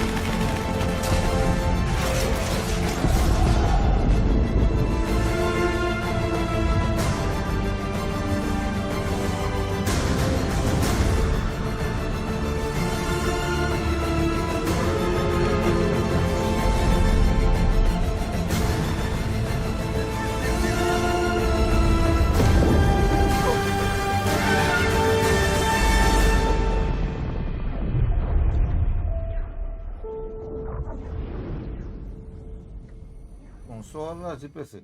Okay. Well, we hope you have enjoyed that closer look at Civilization 7's gameplay, but that's not all. We've got an interview with the team at Firaxis Games focusing on the new features coming to the game, so check it out. When Ed Beach first pitched his concept of what he thought Civilization 7 was, it was really cool. And he wanted to know where he could go next. How can he really change the way that players approach a game of Civ? Really bring something new to the table, not just more layers on top of what we already had. By breaking the game up into ages, we're able to simulate better that rise and fall of the civilization and have one turn into another culture and people with their own unique identity and continue to build on your empire in a new way. What makes Ages interesting is the ability to really focus in on that particular time period, whether it's the interaction between the civs, between the leaders, the nature of that interaction. That's what the Age system really allows for, that kind of experimentation on a level that has not been seen before in previous Civ titles. When you pick a new government, what does the grocery store owner think about that? When you go to war, what kind of experience do your soldiers go through? These are the kinds of insights that the narrative system offers, these windows into the everyday lives and experiences and reactions of your people to what you are doing as the leader and what is happening during this particular period of time in the history that you're creating. So one of the cool things about Civilization 7 that does sort of mirror the ingenuity and creativity of humans is that you have a chance to win the game pretty much at any point. You're never really out of it. When you get to a new age, you get new strategies, you can pivot and change things up. And then in the final age, you get a chance for that sudden death victory to knock out the other players. And even if you were trailing previously, the chance to get that victory at the end is pretty much always there for you. One of the coolest new addition too with Ages is the way that you have new cultures emerging based on how you play. So if I'm playing, for example, Confucius, when I go to the next stage, I've already got some lines into, because I'm playing Confucius, I've already unlocked a couple different civilization options that I get to merge into. But depending how I play, if I'm playing, mountainous territory, if I'm playing with things that trigger unlocks for other civilizations, I can change the path of my own history. So when you get to the end of an age, based on how you've played, based on the civ you've chosen, based on the leader you've chosen, that determines the next cultures that are available to you to emerge as you go into the next age. It's a really cool growth mechanic that has you evolving and steering your culture as you go through time. When you get to the end of the game, when you get to the end of the modern age, you've got this truly multicultural empire that you've built. What matters at the end of the day is that you've built an empire that you are proud of and that you have had fun building and that you gain satisfaction from. I don't think our audience will ever realize how much they influence the game that we're working on. This is the first place I've worked where we actually look and listen to our fans and then integrate those things into the game to make it a better game. It's kind of like everybody's Civilization, not just ours. We love our community. We always say that we have the best fans in gaming, and it's true. We love listening to our community, getting all of the feedback that we can about the game from Civilization 6 and games prior. We gather it all, we listen to it, we make tweaks to it, and we've put a lot of that thought and feedback into Civilization 7 and continue to build it into the best game possible.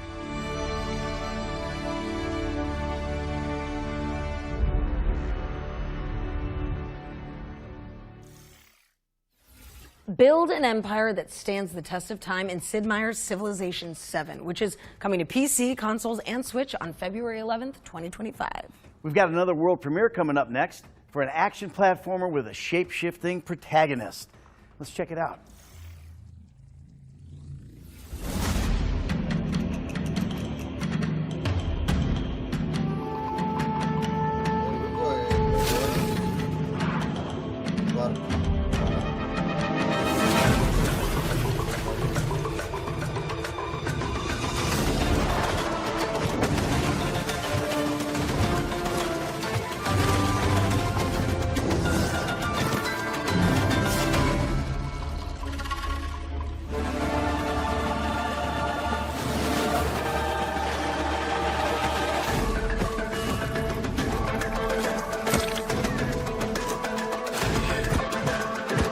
Video progress bar 1 hour, about, but...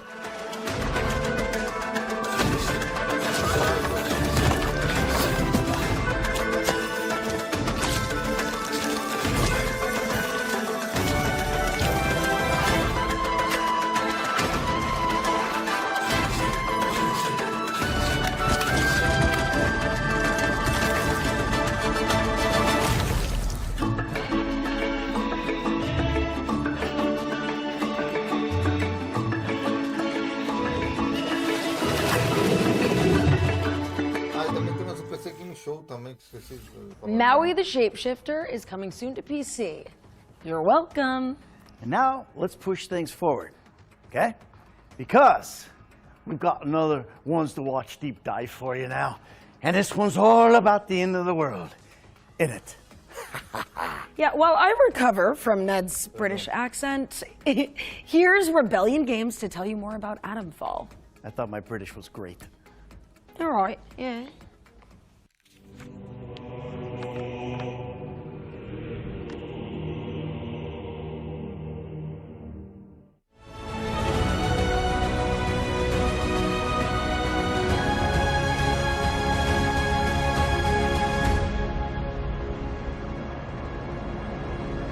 I'm Ben Fisher, I'm Associate Head of Design for Rebellion, and I'm working on Atomfall. Atomfall is a survival action game set in 1950s Yorkshire, where the player wakes up inside a quarantine zone surrounding the Windscale plant, and they have to uncover why they're there, and what has caused this quarantine, and how to survive the mysteries that they find there.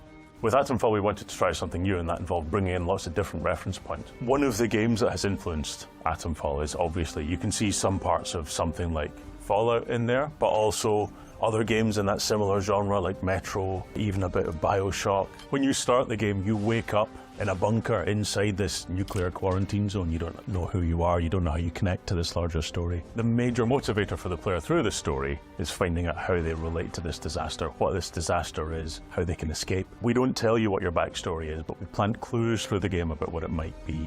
There are several mysteries that we set up but won't pay off as part of this larger world building. Part of the reason for that is to give you room to express yourself and to make those decisions yourself, but part of that as well is that the history of that kind of British storytelling is to open mysteries and not fully resolve them in a satisfying way. So it fits nicely with the kind of world that we're trying to build. We wanted the combat in this game to feel very kind of brutal, high stakes, kill or be killed survival. So the combat system blends melee combat options with ranged combat, so you can find melee weapons and throw them, you can kick enemies, you can smack them with a heavy strike or jab at them with lighter strikes. And we want you to mix up these options, so you've got to choose every shot carefully. So that kind of high intensity survival is the philosophy we had in mind when building the game. But we want to make sure as many players as possible can enjoy the play experience. So we've approached difficulty in a slightly different way, and we approach it instead as different play styles. So the game has a survival element, it has a combat element, and it has an investigation element. And we give the player the options at the start of the game to fine-tune any of those channels of gameplay to have the play experience that they prefer. We've added lots of accessibility options as well to make sure the game is playable by as many people as possible. Atomfall is coming to PlayStation 4 and 5, Xbox, PC, a Day 1 Game Pass in 2025.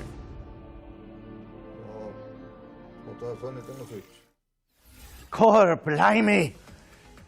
Investigate the apocalypse when Atomfall lands on PC and consoles in 2025. It's getting better. It's It's great. Irish, kind of. Yeah, no, it's sound great. like Roger Clark. God help me. This next game was revealed during our spring showcase earlier this year. It is a cult simulator that puts players in service of the Eldritch gods. So here's the latest update on the Worshippers of Cthulhu. Peggy 18.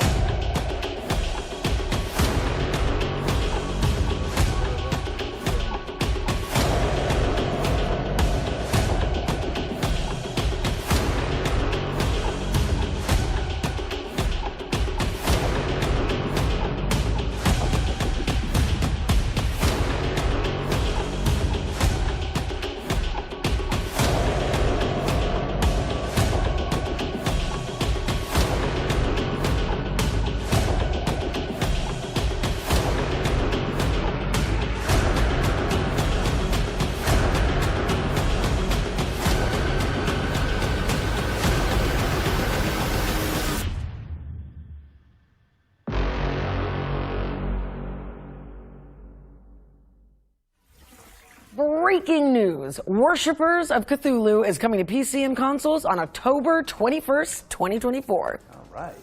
Now it's time to check in with Spirit of the Samurai, an adventure game inspired by Japanese mythology. Cool.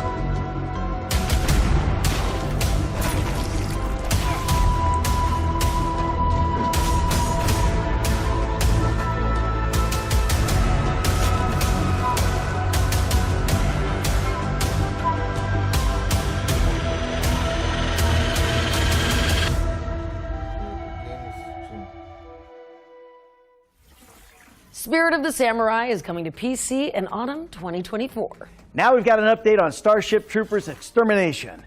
Let's see what Offworld has been cooking. Hi, I'm Chaz Barker. I'm the lead game designer of Starship Troopers Extermination. Let me tell you about something we're introducing to the game. This is this monstrosity of a tank, but in bug shape. It's called the Tanker Bug. It has a suite of different moves that it's going to ruin your day with. We're trying to make the Tanker Bug experience as close to the movie as possible.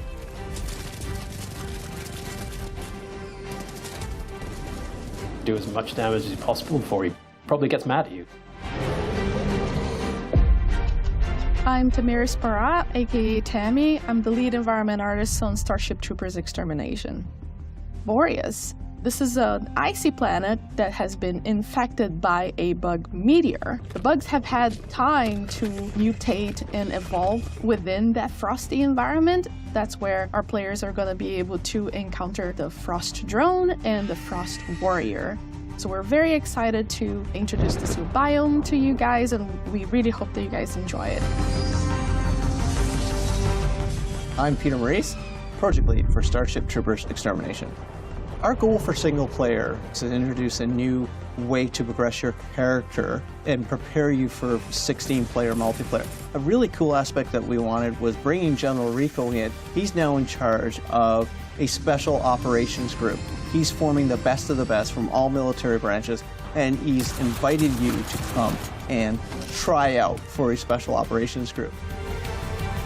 When we launch in console in October of 2024, that is just the start of a very robust roadmap of features and gameplay moments that we'll be bringing in, so you can expect to see tons more bugs and worlds to explore in Starship Troopers Extermination. Starship Troopers is launching on PC and consoles in October 2024. But if you can't wait to fry some bugs, it's already available in early access on Steam. Here's a gameplay trailer for Los Pingueros, a multiplayer snowball brawler where you duke it out with your buddies in melting arenas. Cool, comfortable, air-conditioned paint. Oh, I can dig that. You would. Mm-hmm.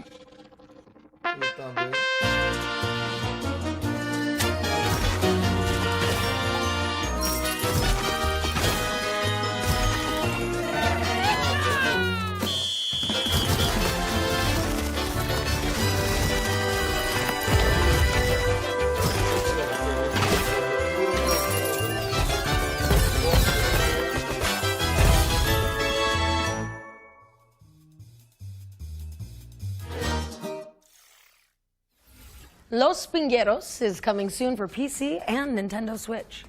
Now, if you remember, during the summer showcase, the Future Game Show launched a new initiative to spotlight up-and-coming indie games. We called on developers to submit their games in a tight 45-second format, kind of like indie elevator pitch, if you will. Well, our inbox has been overwhelmed with creativity, and the crew behind the scenes have picked out some of their favorite examples to share with the world. Do you want to take a look? I do. Hi, I'm Dana, and I work on Projected Dreams with my friends at Flowberry Studio. The story of Projected Dreams is about a little girl named Senka and her mother. Together, they tell stories and animate them through shadow play on the wall. After moving houses, Senka is left to tell stories by herself and uses her mother's old photo album as an inspiration for her fantastical dreams. Solve puzzles by dragging, rotating, and stacking toys from Senka's room to recreate shadow silhouettes on the wall to uncover key events from her mother's past.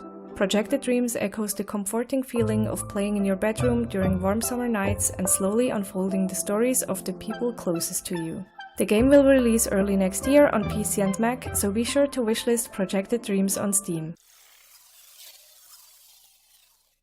Hi everyone, my name is Martinez, and along with my colleague Montas, we are the developers of Haunted Paws, a game where you play as two puppies trying to rescue their human friend trapped inside a haunted mansion. You'll have to work together to complete puzzles and sneak past monsters that live inside the mansion. The whole experience is focused on two-person multiplayer, so it's perfect for couples and friends alike. We'll feature both local split screen and online multiplayer, so you can play on the couch or across the country. Only one player has to purchase the game and can then invite their friend to play for free. The game also has a full range of customization options for your playable playable character, which allows you to bring your real-life dog into the game. Haunted Paws will be coming to Steam and major consoles, but we still haven't decided on the release date yet. In the meanwhile, you can follow us on social media for development updates, and don't forget to wishlist on Steam so you know when the game is out. Hi, I'm Pablo Coma from Rablo Games, and I'm super excited to tell you more about Necrostory. Necrostory is a light-hearted RPG where you play as a powerful and kind of evil necromancer. You cast powerful necromancy spells, raise armies of skeletons, sign dark pacts with demons so that you can later transform into them, and most importantly, you capture dead enemy souls before they fly away in order to take control of them. After capturing creatures, you can manage your team and the skills and equipment of your teammates. You can also upgrade each of your own spells using their dedicated skill trees. Necrostory will be available for PC and consoles in September 2024.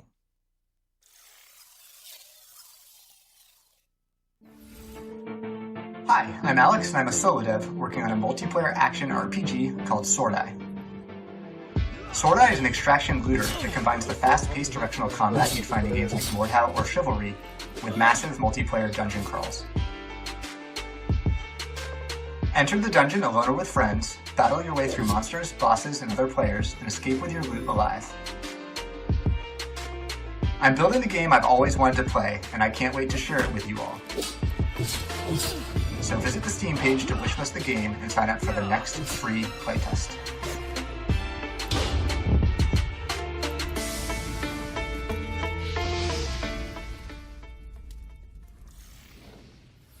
Please be sure to wishlist those games on Steam and support their development. And if you'd like to take part in the Indie Elevator Pitch, just follow the link on the screen to find all the details on how to submit your game. All right, let's keep things moving and take a trip to Bionic Bay. All right. This atmospheric puzzle platformer is set in a gorgeous mechanical world.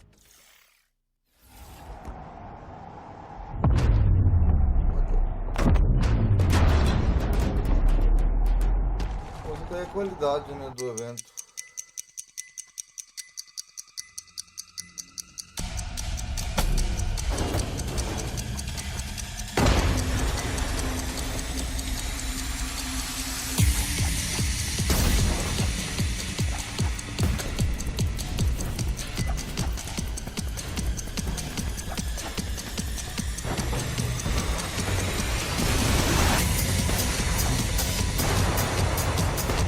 Video progress about but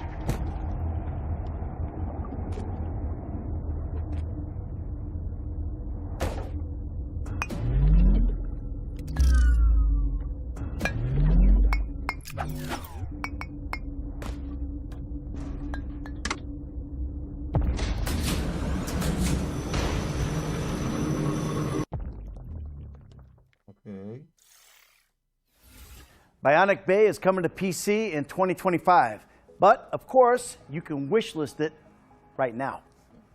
Yeah, I hope you're not getting tired of all these world premieres because we've got yet another one coming up.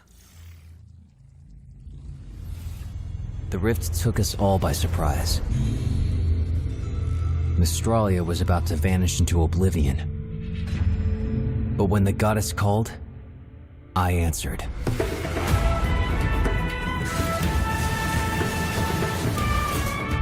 It's a big world out there. Don't be afraid to take the wrong path.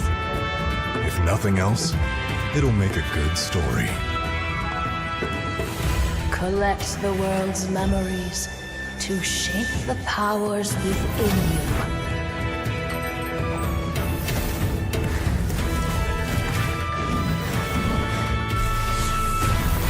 Even our guardians seem to have forgotten who they are.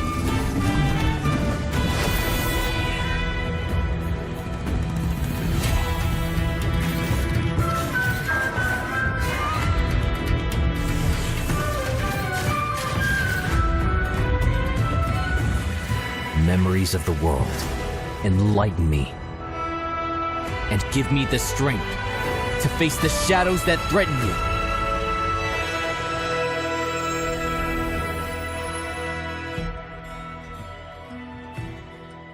Memories await.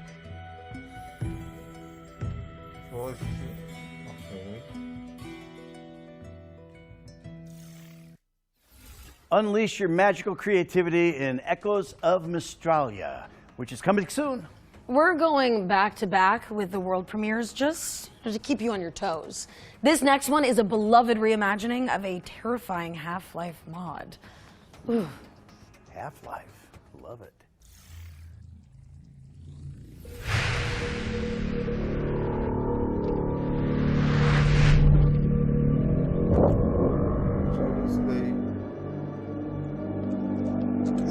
Video progress bar 1 about channel caption. I like this toggle button unpressed 3 of 7.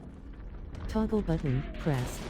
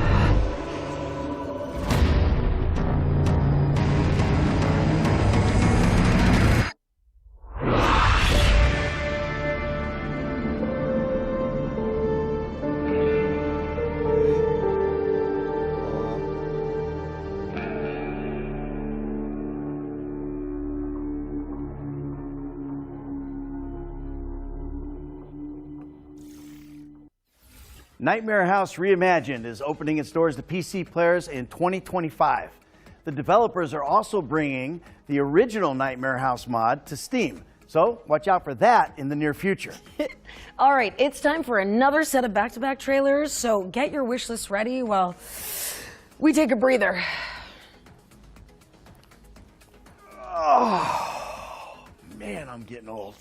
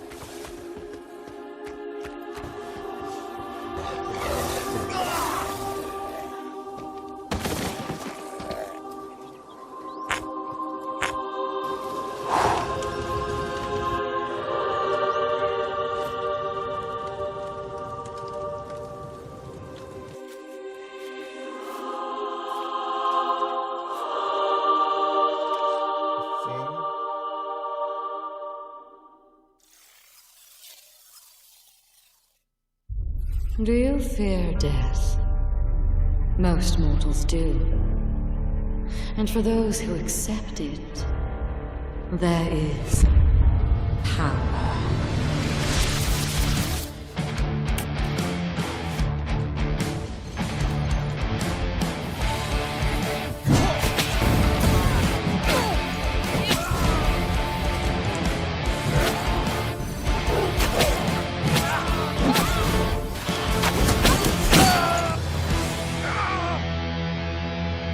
Back again, are you? Come now. You can do better than that.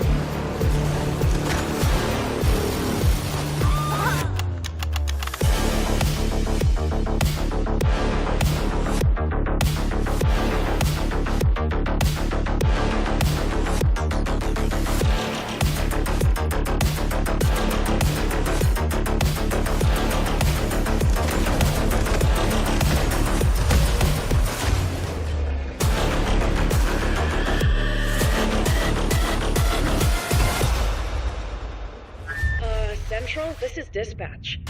Do we have any more agents on standby? Consolas e PC.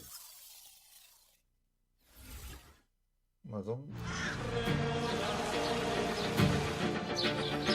I write these lines from a lost monastery in the Pyrenees, whose name and existence few know.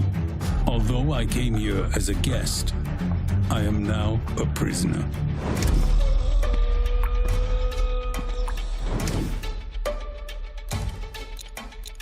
Luckily, I am not alone. A group of companions and I are planning our escape.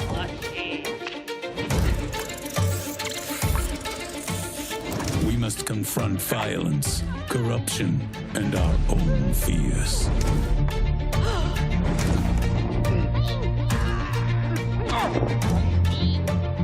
Thus begins our tale. May God have mercy on our souls, or whatever is left of them. Wow. Welcome back. What's up next, Ned? Well, Beyond Galaxyland is a stylized cyberpunk RPG adventure. And we got some news about when you can get your hands on it.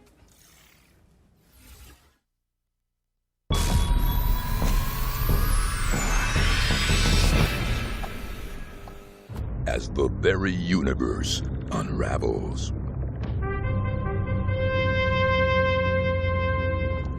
and all life hangs in the balance, you better start believing in heroes. Guys? Stranded a billion light years from home.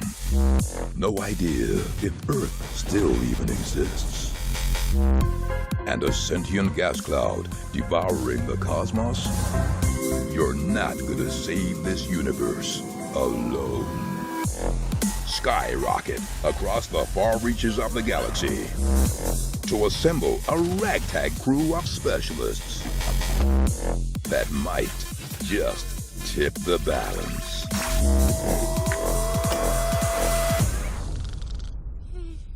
Though with every planet teeming with galactic nemesis and a secret power manipulating reality from behind the curtain, defending time and space might be easier said than done.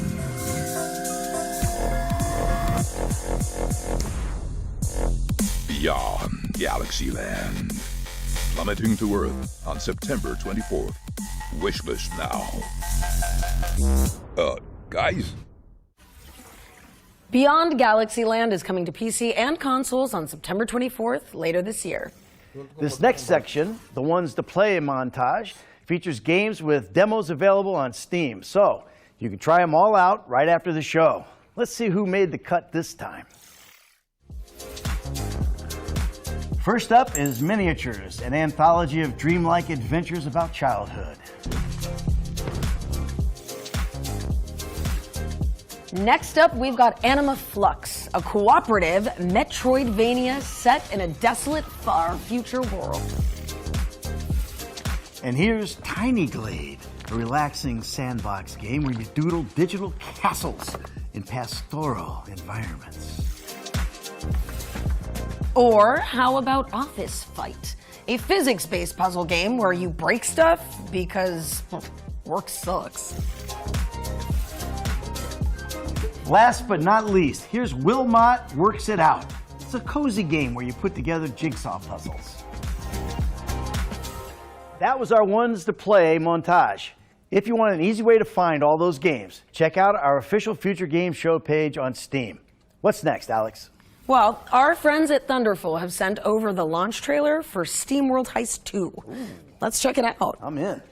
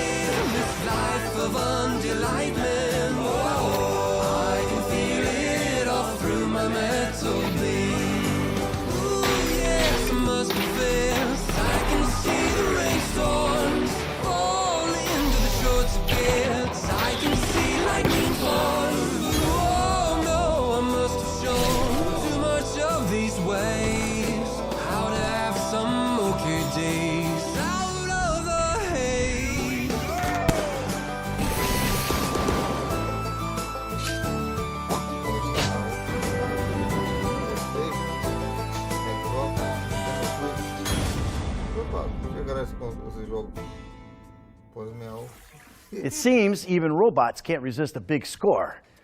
SteamWorld Heist 2 is out now on PC and console. Our next game stars a novelist pup who is learning to live in a world after war. And don't let the trailer fool you. It really is that gorgeous.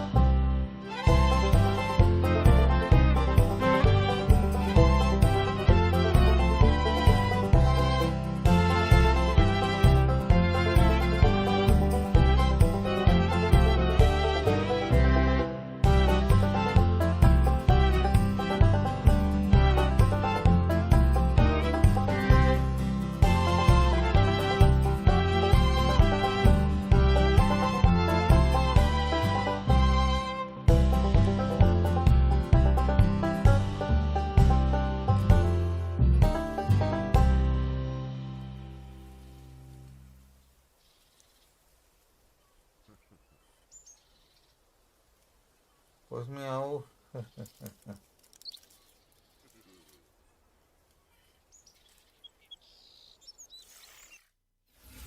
Yep, you saw that right. Sunset Hills is out now on PC. And a console release is coming soon. Okay, it's time for the final entry in our Ones to Watch yearbook now.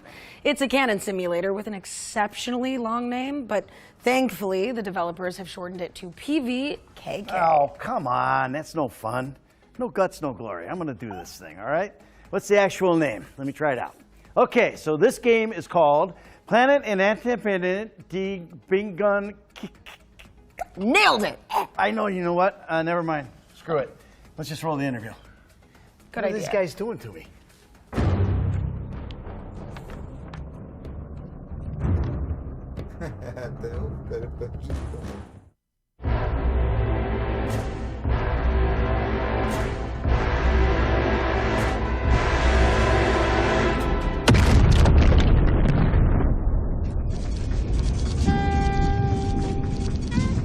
I'm René, I work at Pippin Bits and we are a small indie developer in Germany. We are working on Planetenverteidigungskanonenkommandant, or PVKK in short, and essentially it's Space Invaders, but the cannon you fire is really complicated.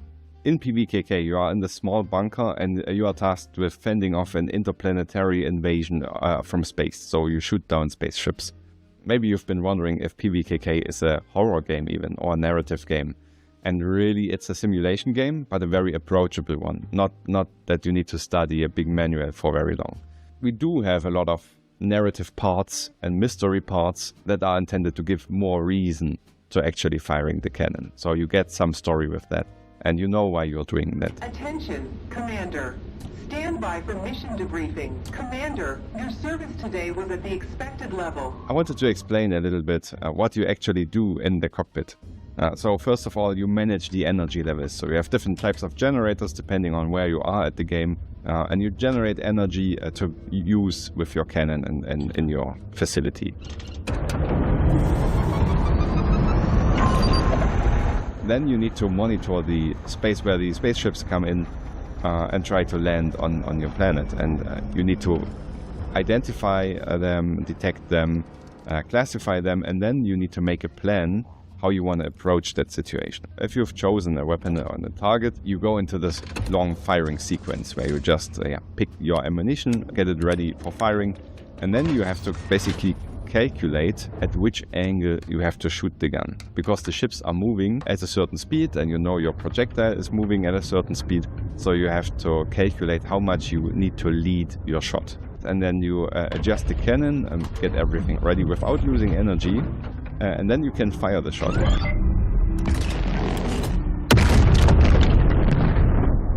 And this, depending on the ship size, this has to be a really well done sequence. Because there are larger ships, and there you don't need to be super precise. but you can also be really precise. Like you can hit a 2-meter target at a 15-kilometer distance if you calculate correctly, even with the big gun. Our goal is to release Planetenverteidigungskanonenkommandant 2025 on Steam, wishlisted now, and join our Discord to not miss anything and chat with us.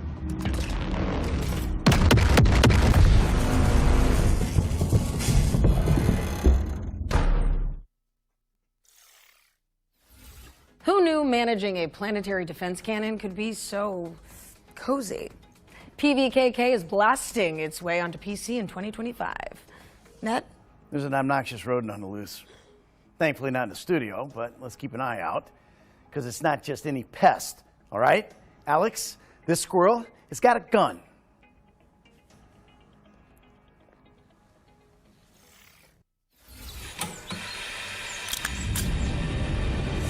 In a world of peace and tranquility, This is SWAG Morning homeowners can now hunt are causing significant power outages. A hidden truth lies beneath the surface.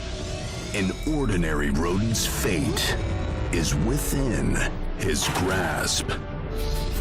Now this squirrel is here to eat nuts and shoot some guns. And guess what? He's all out of nuts. Expect sandboxing, puzzle solving, and gun-slinging action in the platform epic you never knew could exist. Hold on to your nuts. The food chain's got a new hierarchy. Get ready for Squirrel with a Gun. Coming soon to Steam and Epic, and coming to PS5 and Xbox Series X and S this fall. Stick 'em up. Squirrel with a Gun is coming to PC on August 29th with a console release later this year. So over to you, Ned. Okay, well, let's take a closer look at One-Eyed Liko. This is a psychological horror game inspired by Slavic mythology. Хорошо с тобой в 30-м царстве, кузнец, как в божий день. Отдыхаешь душой. Я просто хочу выбраться отсюда. Где еще ты найдешь такую компанию? Я ищу лихо, не чтоб угодить ему в пасть. Да ну, а для чего?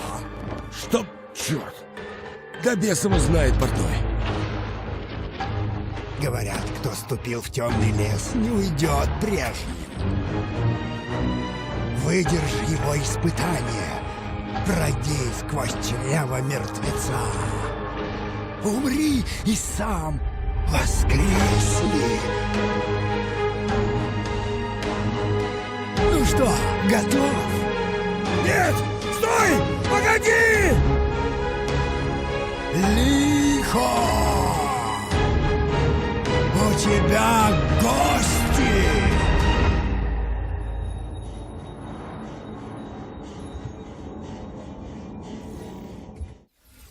One-Eyed Liko is coming soon, and you can wishlist it on Steam. All right, we're closing in on the end of the show, but that doesn't mean we don't have any tricks left up our sleeve. Yeah, you know, this game was revealed at Gamescom last year, but we've seen nothing else about it until now.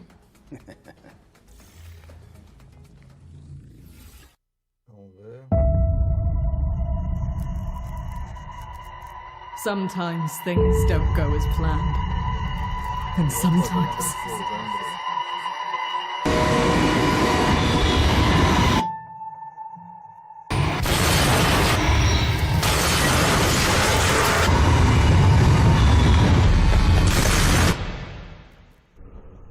Digging. Always searching for answers we should have never asked. Always clawing at the surface like worms begging for food. A lack of understanding to push what we don't know when something should be left alone.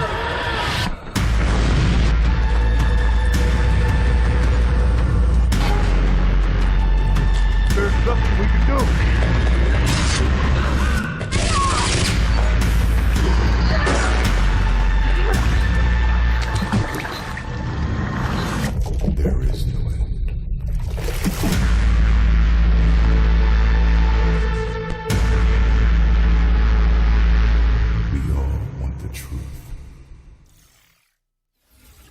Retrieval is a haunting horror adventure built in Unreal Engine 5, and it's coming soon to PC and consoles. Well, unfortunately, that also means our Gamescom showcase has come to an end.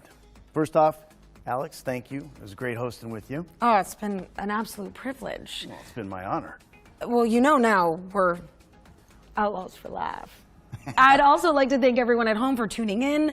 You might want to stick around, though, as even though we're getting out of here, the Future Game Show expansion pack is coming up right after this, with even more trailers and deep dives into games like Post-Trauma and Tiny Glade. Hey, don't miss it. There'll also be some follow-up content on GamesRadar.com, as well as our FGS social channels on YouTube and TikTok. And make sure you follow up on any games that caught your eye today. Drop a wish list, play the demos, or just show the developers some love on social media. Hey, every little bit helps. It really does. I'm Alex McKenna. And I'm Ned Luke. And this has been the Future Game Show at Gamescom 2024.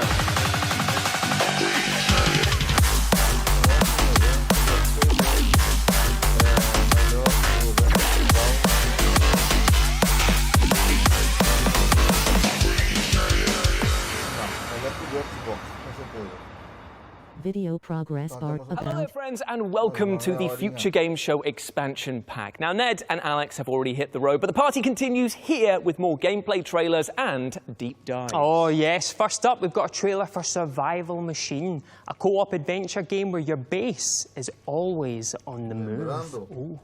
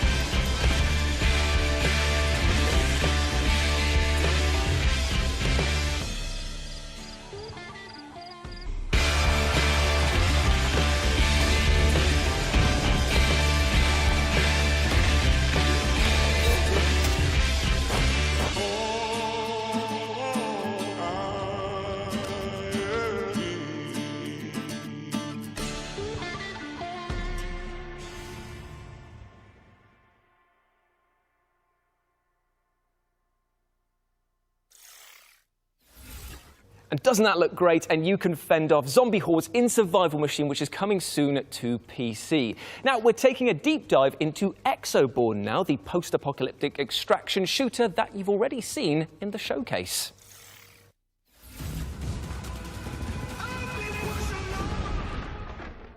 I'm Brendan Gibson. I'm the executive producer for Exoborn.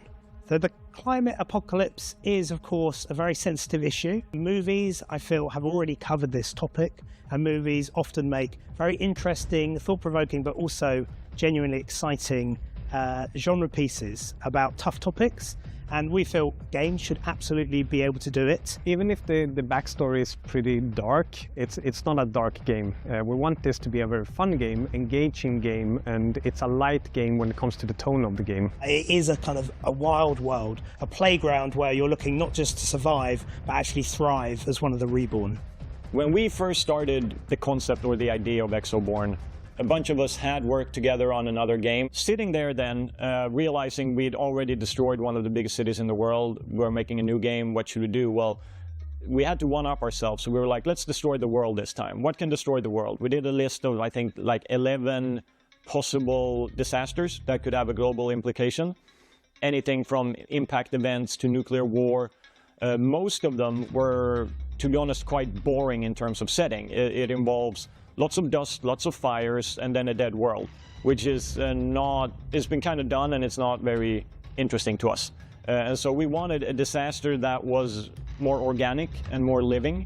And then we were like, okay, but storms, extreme weather, that could be cool. Like we could see gameplay synergies. And we could also see a connection to another game Sharkmob released, which is Bloodhunt, which has a lot of vertical combat, vertical movement. And we were like, how can we take some of the learnings from that and carry that over to another setting and do these things that we want to do? So it all kind of brought us towards this whole extreme weather, natural disaster scenario.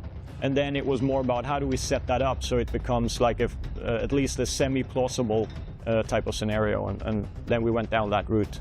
So make sure you wishlist the game on Steam. You can join our Discord and you can sign up to future playtests on the Exoborn website.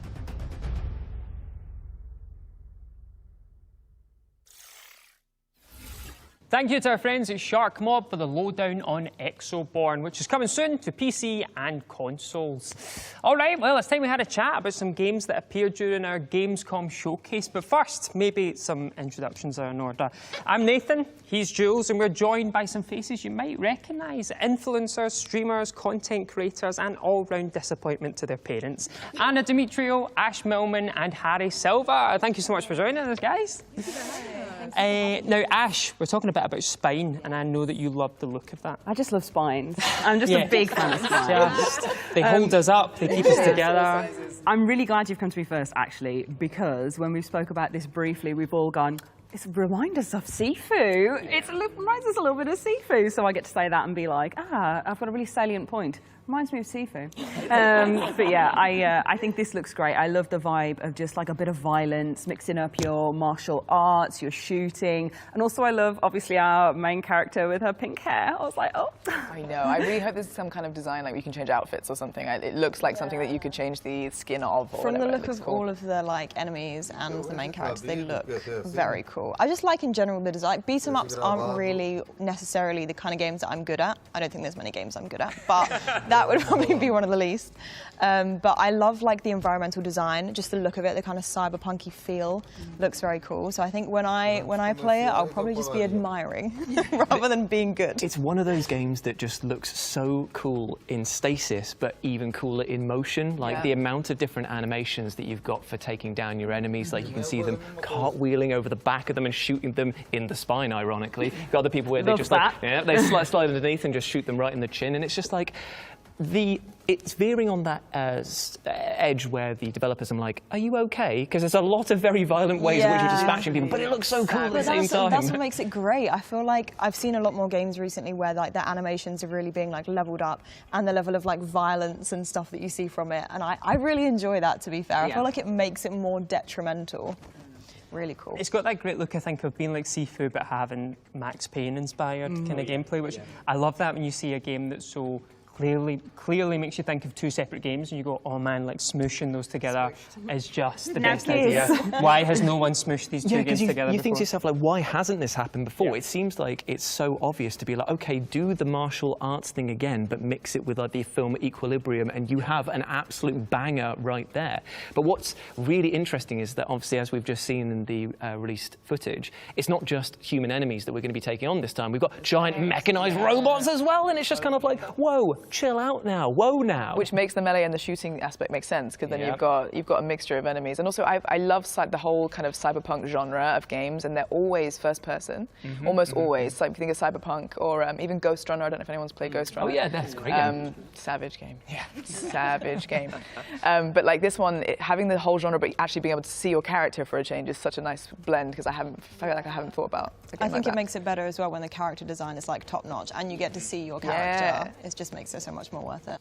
Well, from that discussion, I think it's pretty clear that we love spines and the game Spine. That's coming soon to PC and console, so get it on your wish list or Ash will steal your spine for a collection. Now let's keep things moving with this trailer for Truckful, a physics-based driving simulator set in an ancient forest. Opa.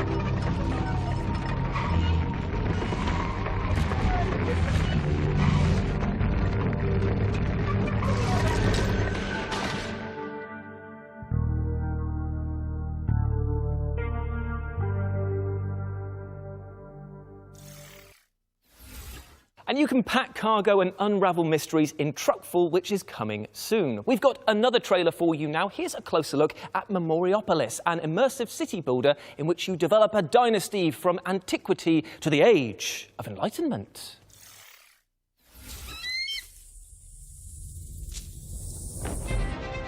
Like the eagle soaring through the sky, witness the growth of your dynasty. Behind this proud symbol hide the countless efforts to lift your city to new heights. For every visionary ruler, the true challenge lies in perceiving single voices in the crowd.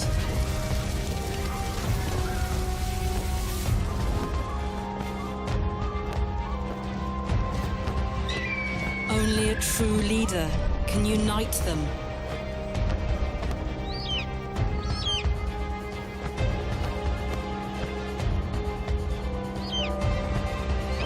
And transform the city into the capital of capitals.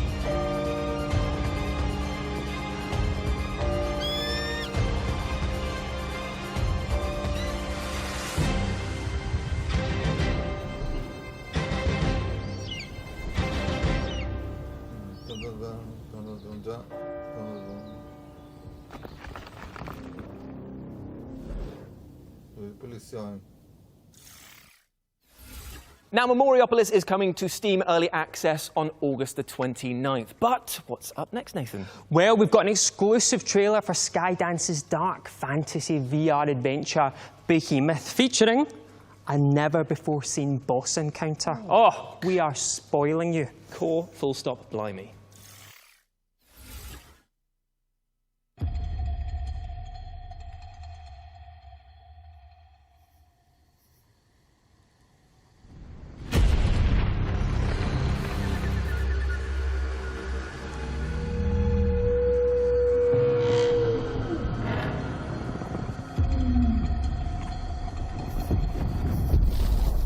Forsaken lands,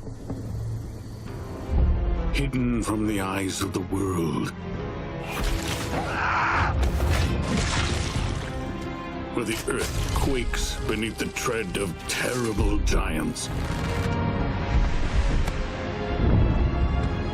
Only someone who inherits my power can succeed where I fail.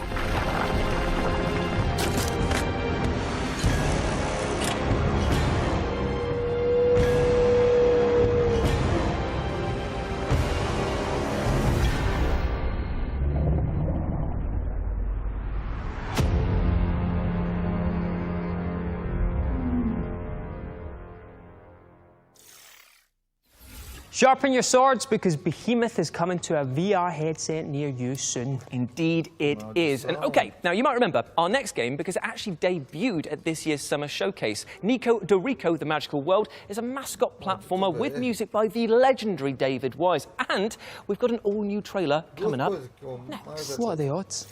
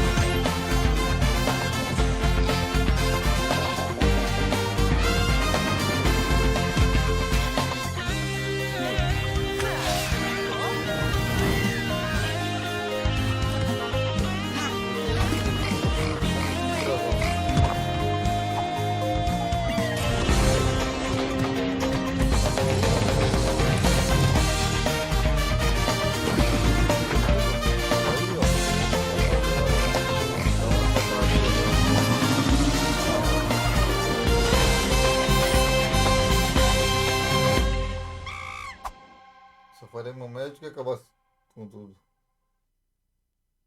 Thank you to our friends at VEA Games for that update on Nico de Rico The Magical World, which is coming soon to PC and consoles with the best game title ever. Shall we dig into another game from the showcase then? Well, how about Atomfall, the British take on Fallout from Rebellion, which is quite a pivot from the Sniper Elite games that we've known them for. I'd like to welcome our fellow FGS host, Matt, as he has actually played it. Matt, how is it? I was pretty blown away by it, actually. So I went down to Rebellion to interview Ben. You saw some of that interview in the showcase earlier. And yeah, when I arrived, they were like, you just want to play it for an hour and a half? And I was like, yes, please. So yeah, unless anybody else at Gamescom currently has queued up 4 or 5 times to play it, I think I can claim that I'm the person on planet Earth that's played the most Atomfall outside of the studio, which is pretty cool. Everybody's been saying it looks like Fallout, it looks like BioShock, and it is exactly that, right? Like I would say mechanically, moment-to-moment gameplay, very BioShock in sort of gunplay and melee combat. You can throw all of your melee weapons a la 360 King Kong, and it's brilliant. And retrieve them, yeah. You can even like skill that up so that if you're like throwing an axe, eventually it will like lodge itself into people instead of just bouncing off and maybe not doing as much damage. Well, what's interesting is like we look at, say, where Fallout 76 is at the moment with using lots of folklore and legend to populate its game world with special enemies and things like that. I wonder if we'll get the same, but for like quaint Devonian legends. It's like, it's the Green Man. It would. It's the Beast of Bodmin. He's coming for you. But you can have like, there is loads of really great stuff. Like you got Black Shuck, you got the Loch Ness Monster. That's it. We need some Loch Ness DLC. Surely. Yeah. That would be amazing, like a raid boss. That'd be amazing. Oh my God, go into the water, you'll never come back out. Yeah, absolutely. And they talked a lot in the interview about being inspired by old British sci-fi TV shows. And so there's a lot of that DNA in there. Also, Rebellion have a bunch of like old retro comic books in their like back catalogue. And so when you have a metal detector, so you can do some metal detecting if you want, you find these like caches, and they're like little lunch boxes that have old school like Rebellion comic book art on them. And so there's already early on hints to secrets and Easter eggs and all these things. And so I would imagine we find a lot The of that sort of lunchboxes stuff. also feels Fallout because they have lunchboxes and For actually sure. you open them and they For go. sure. Yeah, it's very much that vibe. I just love the Fallout world so much, and I mean you do too. I'm looking at that jumper. I have a bottle cap key ring as well. But like they have been so historically, American, and it's so nice to have. We've got Fallout London now, but then something like this is just like taking that idea and having all these different aspects put into it in this quintessential British way. When there's so much that is quintessentially British that we don't see in games sometimes as often, and it's really nice. I'm really excited to see what they do with the visuals on that. Well, I can tell you now that Atomfall is coming early next year to PC and consoles, so make sure it's on your wish list. And not just that, but it's going to be day one on Game Pass. Thank you, Xbox. But now to the trailers, and we have got a back-to-back block of bangers, so don't go anywhere. Keep that bum on that seat. I'm watching.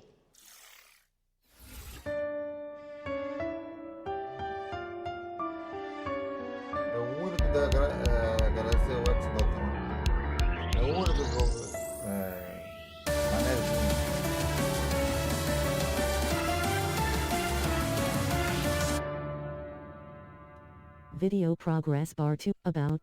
Terminando já o evento já.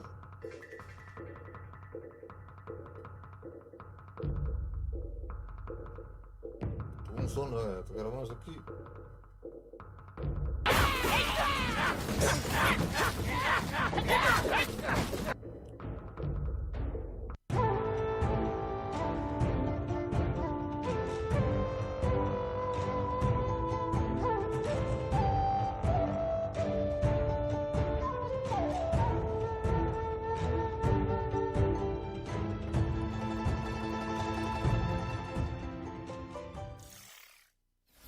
Okay, we're focusing on Warden's Rising next, a PvE ARPG shooter with MOBA-like base defense. And if you don't have a clue what any of those acronyms mean, do not worry, because we've got a lovely interview with the developers that is coming up for you, NEXT.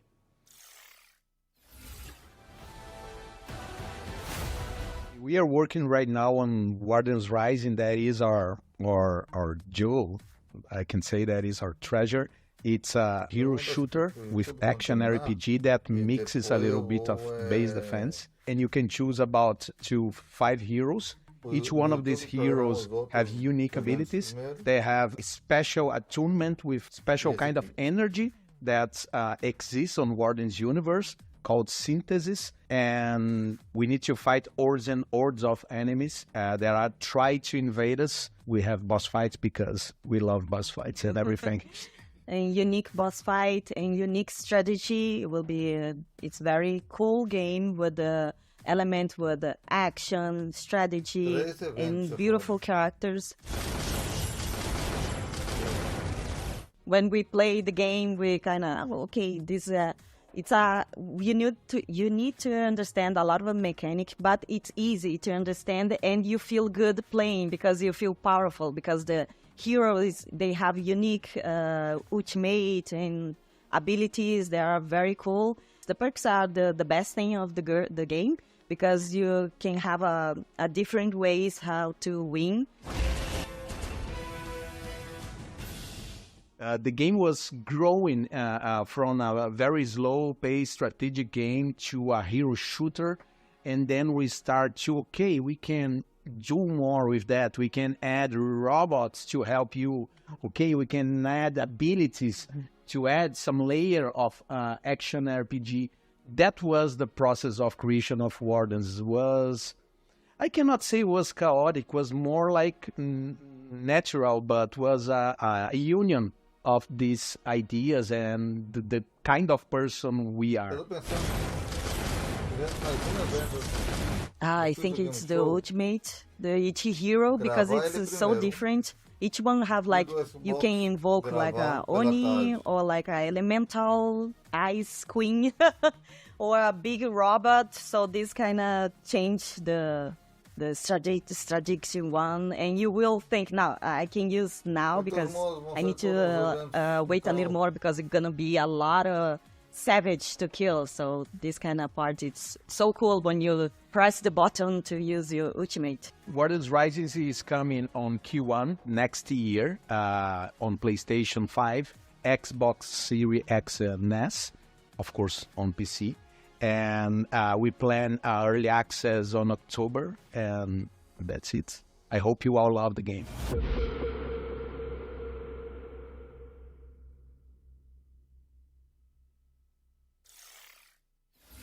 Thank you to our friends over at Big Moxie Games for that illuminating interview. Wardens Rising is coming soon to PC and consoles. Another game that appeared in our summer showcase was Mandragora, the side-scrolling Souls-like, set in an atmospheric, painterly world. I tell you what, would you like to see a trailer? Paint me a picture with your words, but also this trailer. Go on then.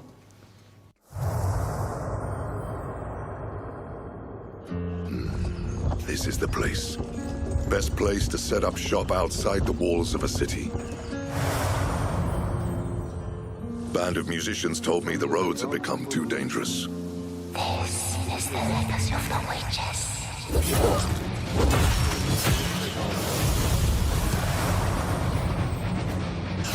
I can feel its power strengthen me.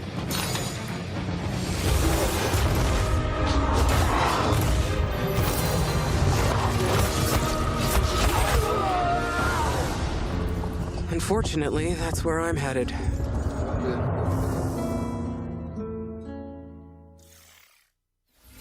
That was the latest update on Mandragora, which is coming soon to PC and consoles. What's next? Okay, it's time to step into the twisted labyrinth of post-trauma, an unsettling horror game inspired by genre greats like Silent Hill 4, The Room. Now, specifically, we've got some news about when you, even you, can get your hands on it. When? All right, when? Just watch. When? Silent Hill.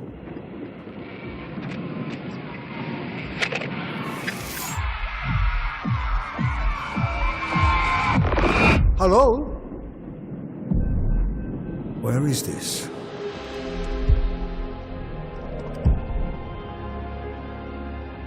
Is this hell? Hell would have meaning. No, this is just us and our gloom. Can I leave? We're not stuck or lost, no. We are right where we are supposed to be.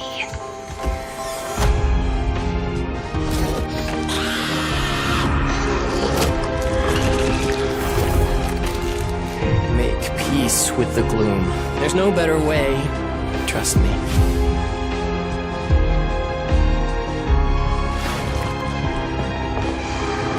You think you can escape what you've done? I think I can try.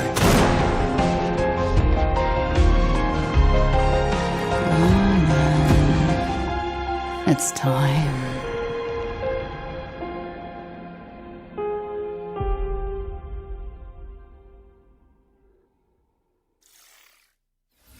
You heard it here first. Post-Trauma is launching on October 29th for PC, PlayStation and Xbox. It's not soon enough. Sorry. From unspeakable horrors to tranquil castle doodling, it's time to talk about Tiny Glade with our beloved panel who have been sinking hours into the demo. I asked them to take Beloved out. I don't like any of them. But Harry, you've been playing Tiny Glade. What do you think of it? I have. Yeah, so I saw the demo launched recently. I decided to pick it up. And I like that it is just, like you said, doodling. It is literally doodling. So you can just get your mouse and just draw all these beautiful castles. And the way that the game operates is just really cool in terms of its mechanics because, say, you make a castle and then you put a path right up to it. You put the path up to it and it will create multiple doors and like, it's really cool. I actually tried to, once I played out the demo a little bit, I decided to experiment. There's these little sheep that wander around the game. They are so cute. Little cloud-like, little fluffy You things. can pet them. And I was like, when you make a path, it creates a door, obviously, and the sheep can like wander in and out of the different buildings or like through different areas of the map. And I was like, what would happen if I theoretically trapped one of the sheep inside of the castle? So like took away all of the doors. Of course you did. Of course you did. That is Sim's brain. But instead of it just getting stuck like I thought it would, the sheep rises up with a little umbrella and then just like swoops the rest of the map like Mary Poppins. You were like, put a roof on, put a roof on. Incredible. But yeah, obviously the demo didn't have as much as the final game will have. However, I thoroughly enjoyed it. I thought it was really cute. I could just spend hours like doodling different castles, and you really have a lot of freedom with the kind of things that you can build. And I think that's what's great about a lot of these building sims or life sims that have building aspects in them now, is that like, I think everything's kind of learned from the Sims and what the Sims kind of wanted to do with their building, and now everyone's implementing these easier ways of being really creative and kind of crafting what you want to, and I think that's really important. I think that there's something to be said that there's a lot of games out there that have great graphics, but there's something to be said about having amazing art design, and this game has it in spades because it just captures that quintessential fairy tale aspect of it. You are building these rustic homes and castles, and the tech behind it is, like you say, super impressive. I was doing things I was so surprised. Yeah. I was like, what's going to happen if I do this? And like something happened I was not expecting at all. Yeah, from what you're saying, it sounds really intuitive because there's no grid system, right? So you don't have to block out. Like I think a lot of crafting games, it's like, oh, you can't. You find yourself trying to put a wall there or do something, and it's going, no, we haven't figured that. You can't do that. You can't do that. And it just looks so fluid and it's so intuitive. Fluid, yeah, I think hopefully we're going to see a lot more like that because it just makes it, like you said, so much more creative, and there's just so much you can do. Also, has a really good photo mode in the game, and I'm a massive fan of photo modes in games, especially when you've made this like beautiful masterpiece and you can change all the filters, the time of day, how much cloud and fog there is. Perfect. Well, I'm going to round things up there, and I never thought I'd say this, but that's enough about trapping sheep for the moment. Right, well, as much as I've enjoyed hearing about all their adorable dioramas, we've got a show to wrap up. Tiny Glade is coming to PC later this year, so keep your eyes peeled for it. Indeed, indeed. But before we say our formal goodbyes, we've got one more treat for you, because while we were filming this year's Gamescom showcase, we had Ned and Alex interview each other about their careers, including their first and most famous roles. And of course, we also asked them who'd be better in a real-life heist. How could we not? Here's a quick teaser. Now it's time to have an impromptu catch-up and find out a little more about each other by answering some random questions. Cheers. Cheers.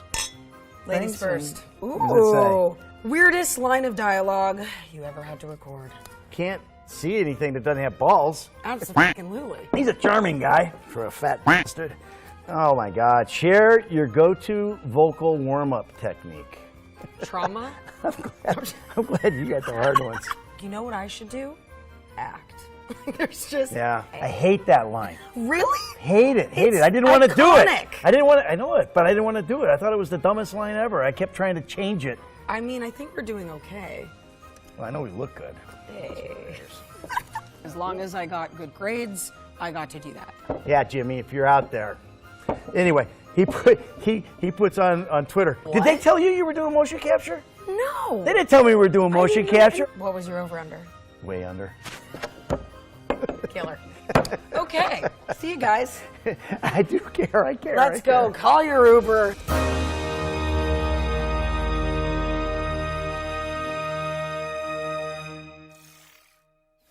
And the full Ned and Alex interview will land on our FGS YouTube channel next week, so make sure you are all subscribed. But yes, unfortunately, that is all we have time for, I'm afraid. Thanks so much for tuning into the Future Games Show expansion pack. We hope you enjoyed this bonus round of juicy reveals. Remember to check out our official Future Games Show Steam page to find any of the games featured today, and we'll be back in 2025 for the next spring showcase. See you then in the future when that happens.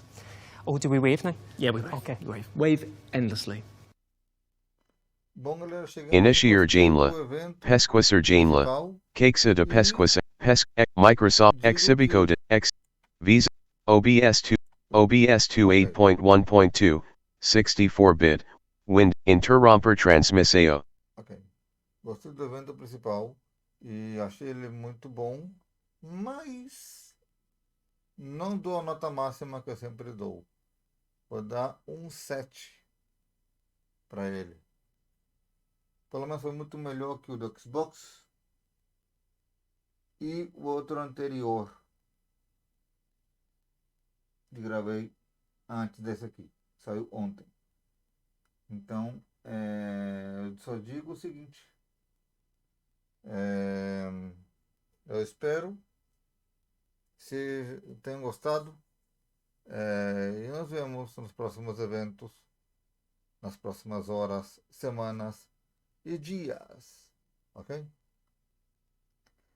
Que esse mês de agosto e setembro vai ser 2 meses maluco para gravar eventos para vocês, ok? Conta com seu like, comentário, compartilhar o vídeo, ajuda bastante o canal. Valeu, falou e eu fui, até o próximo vídeo.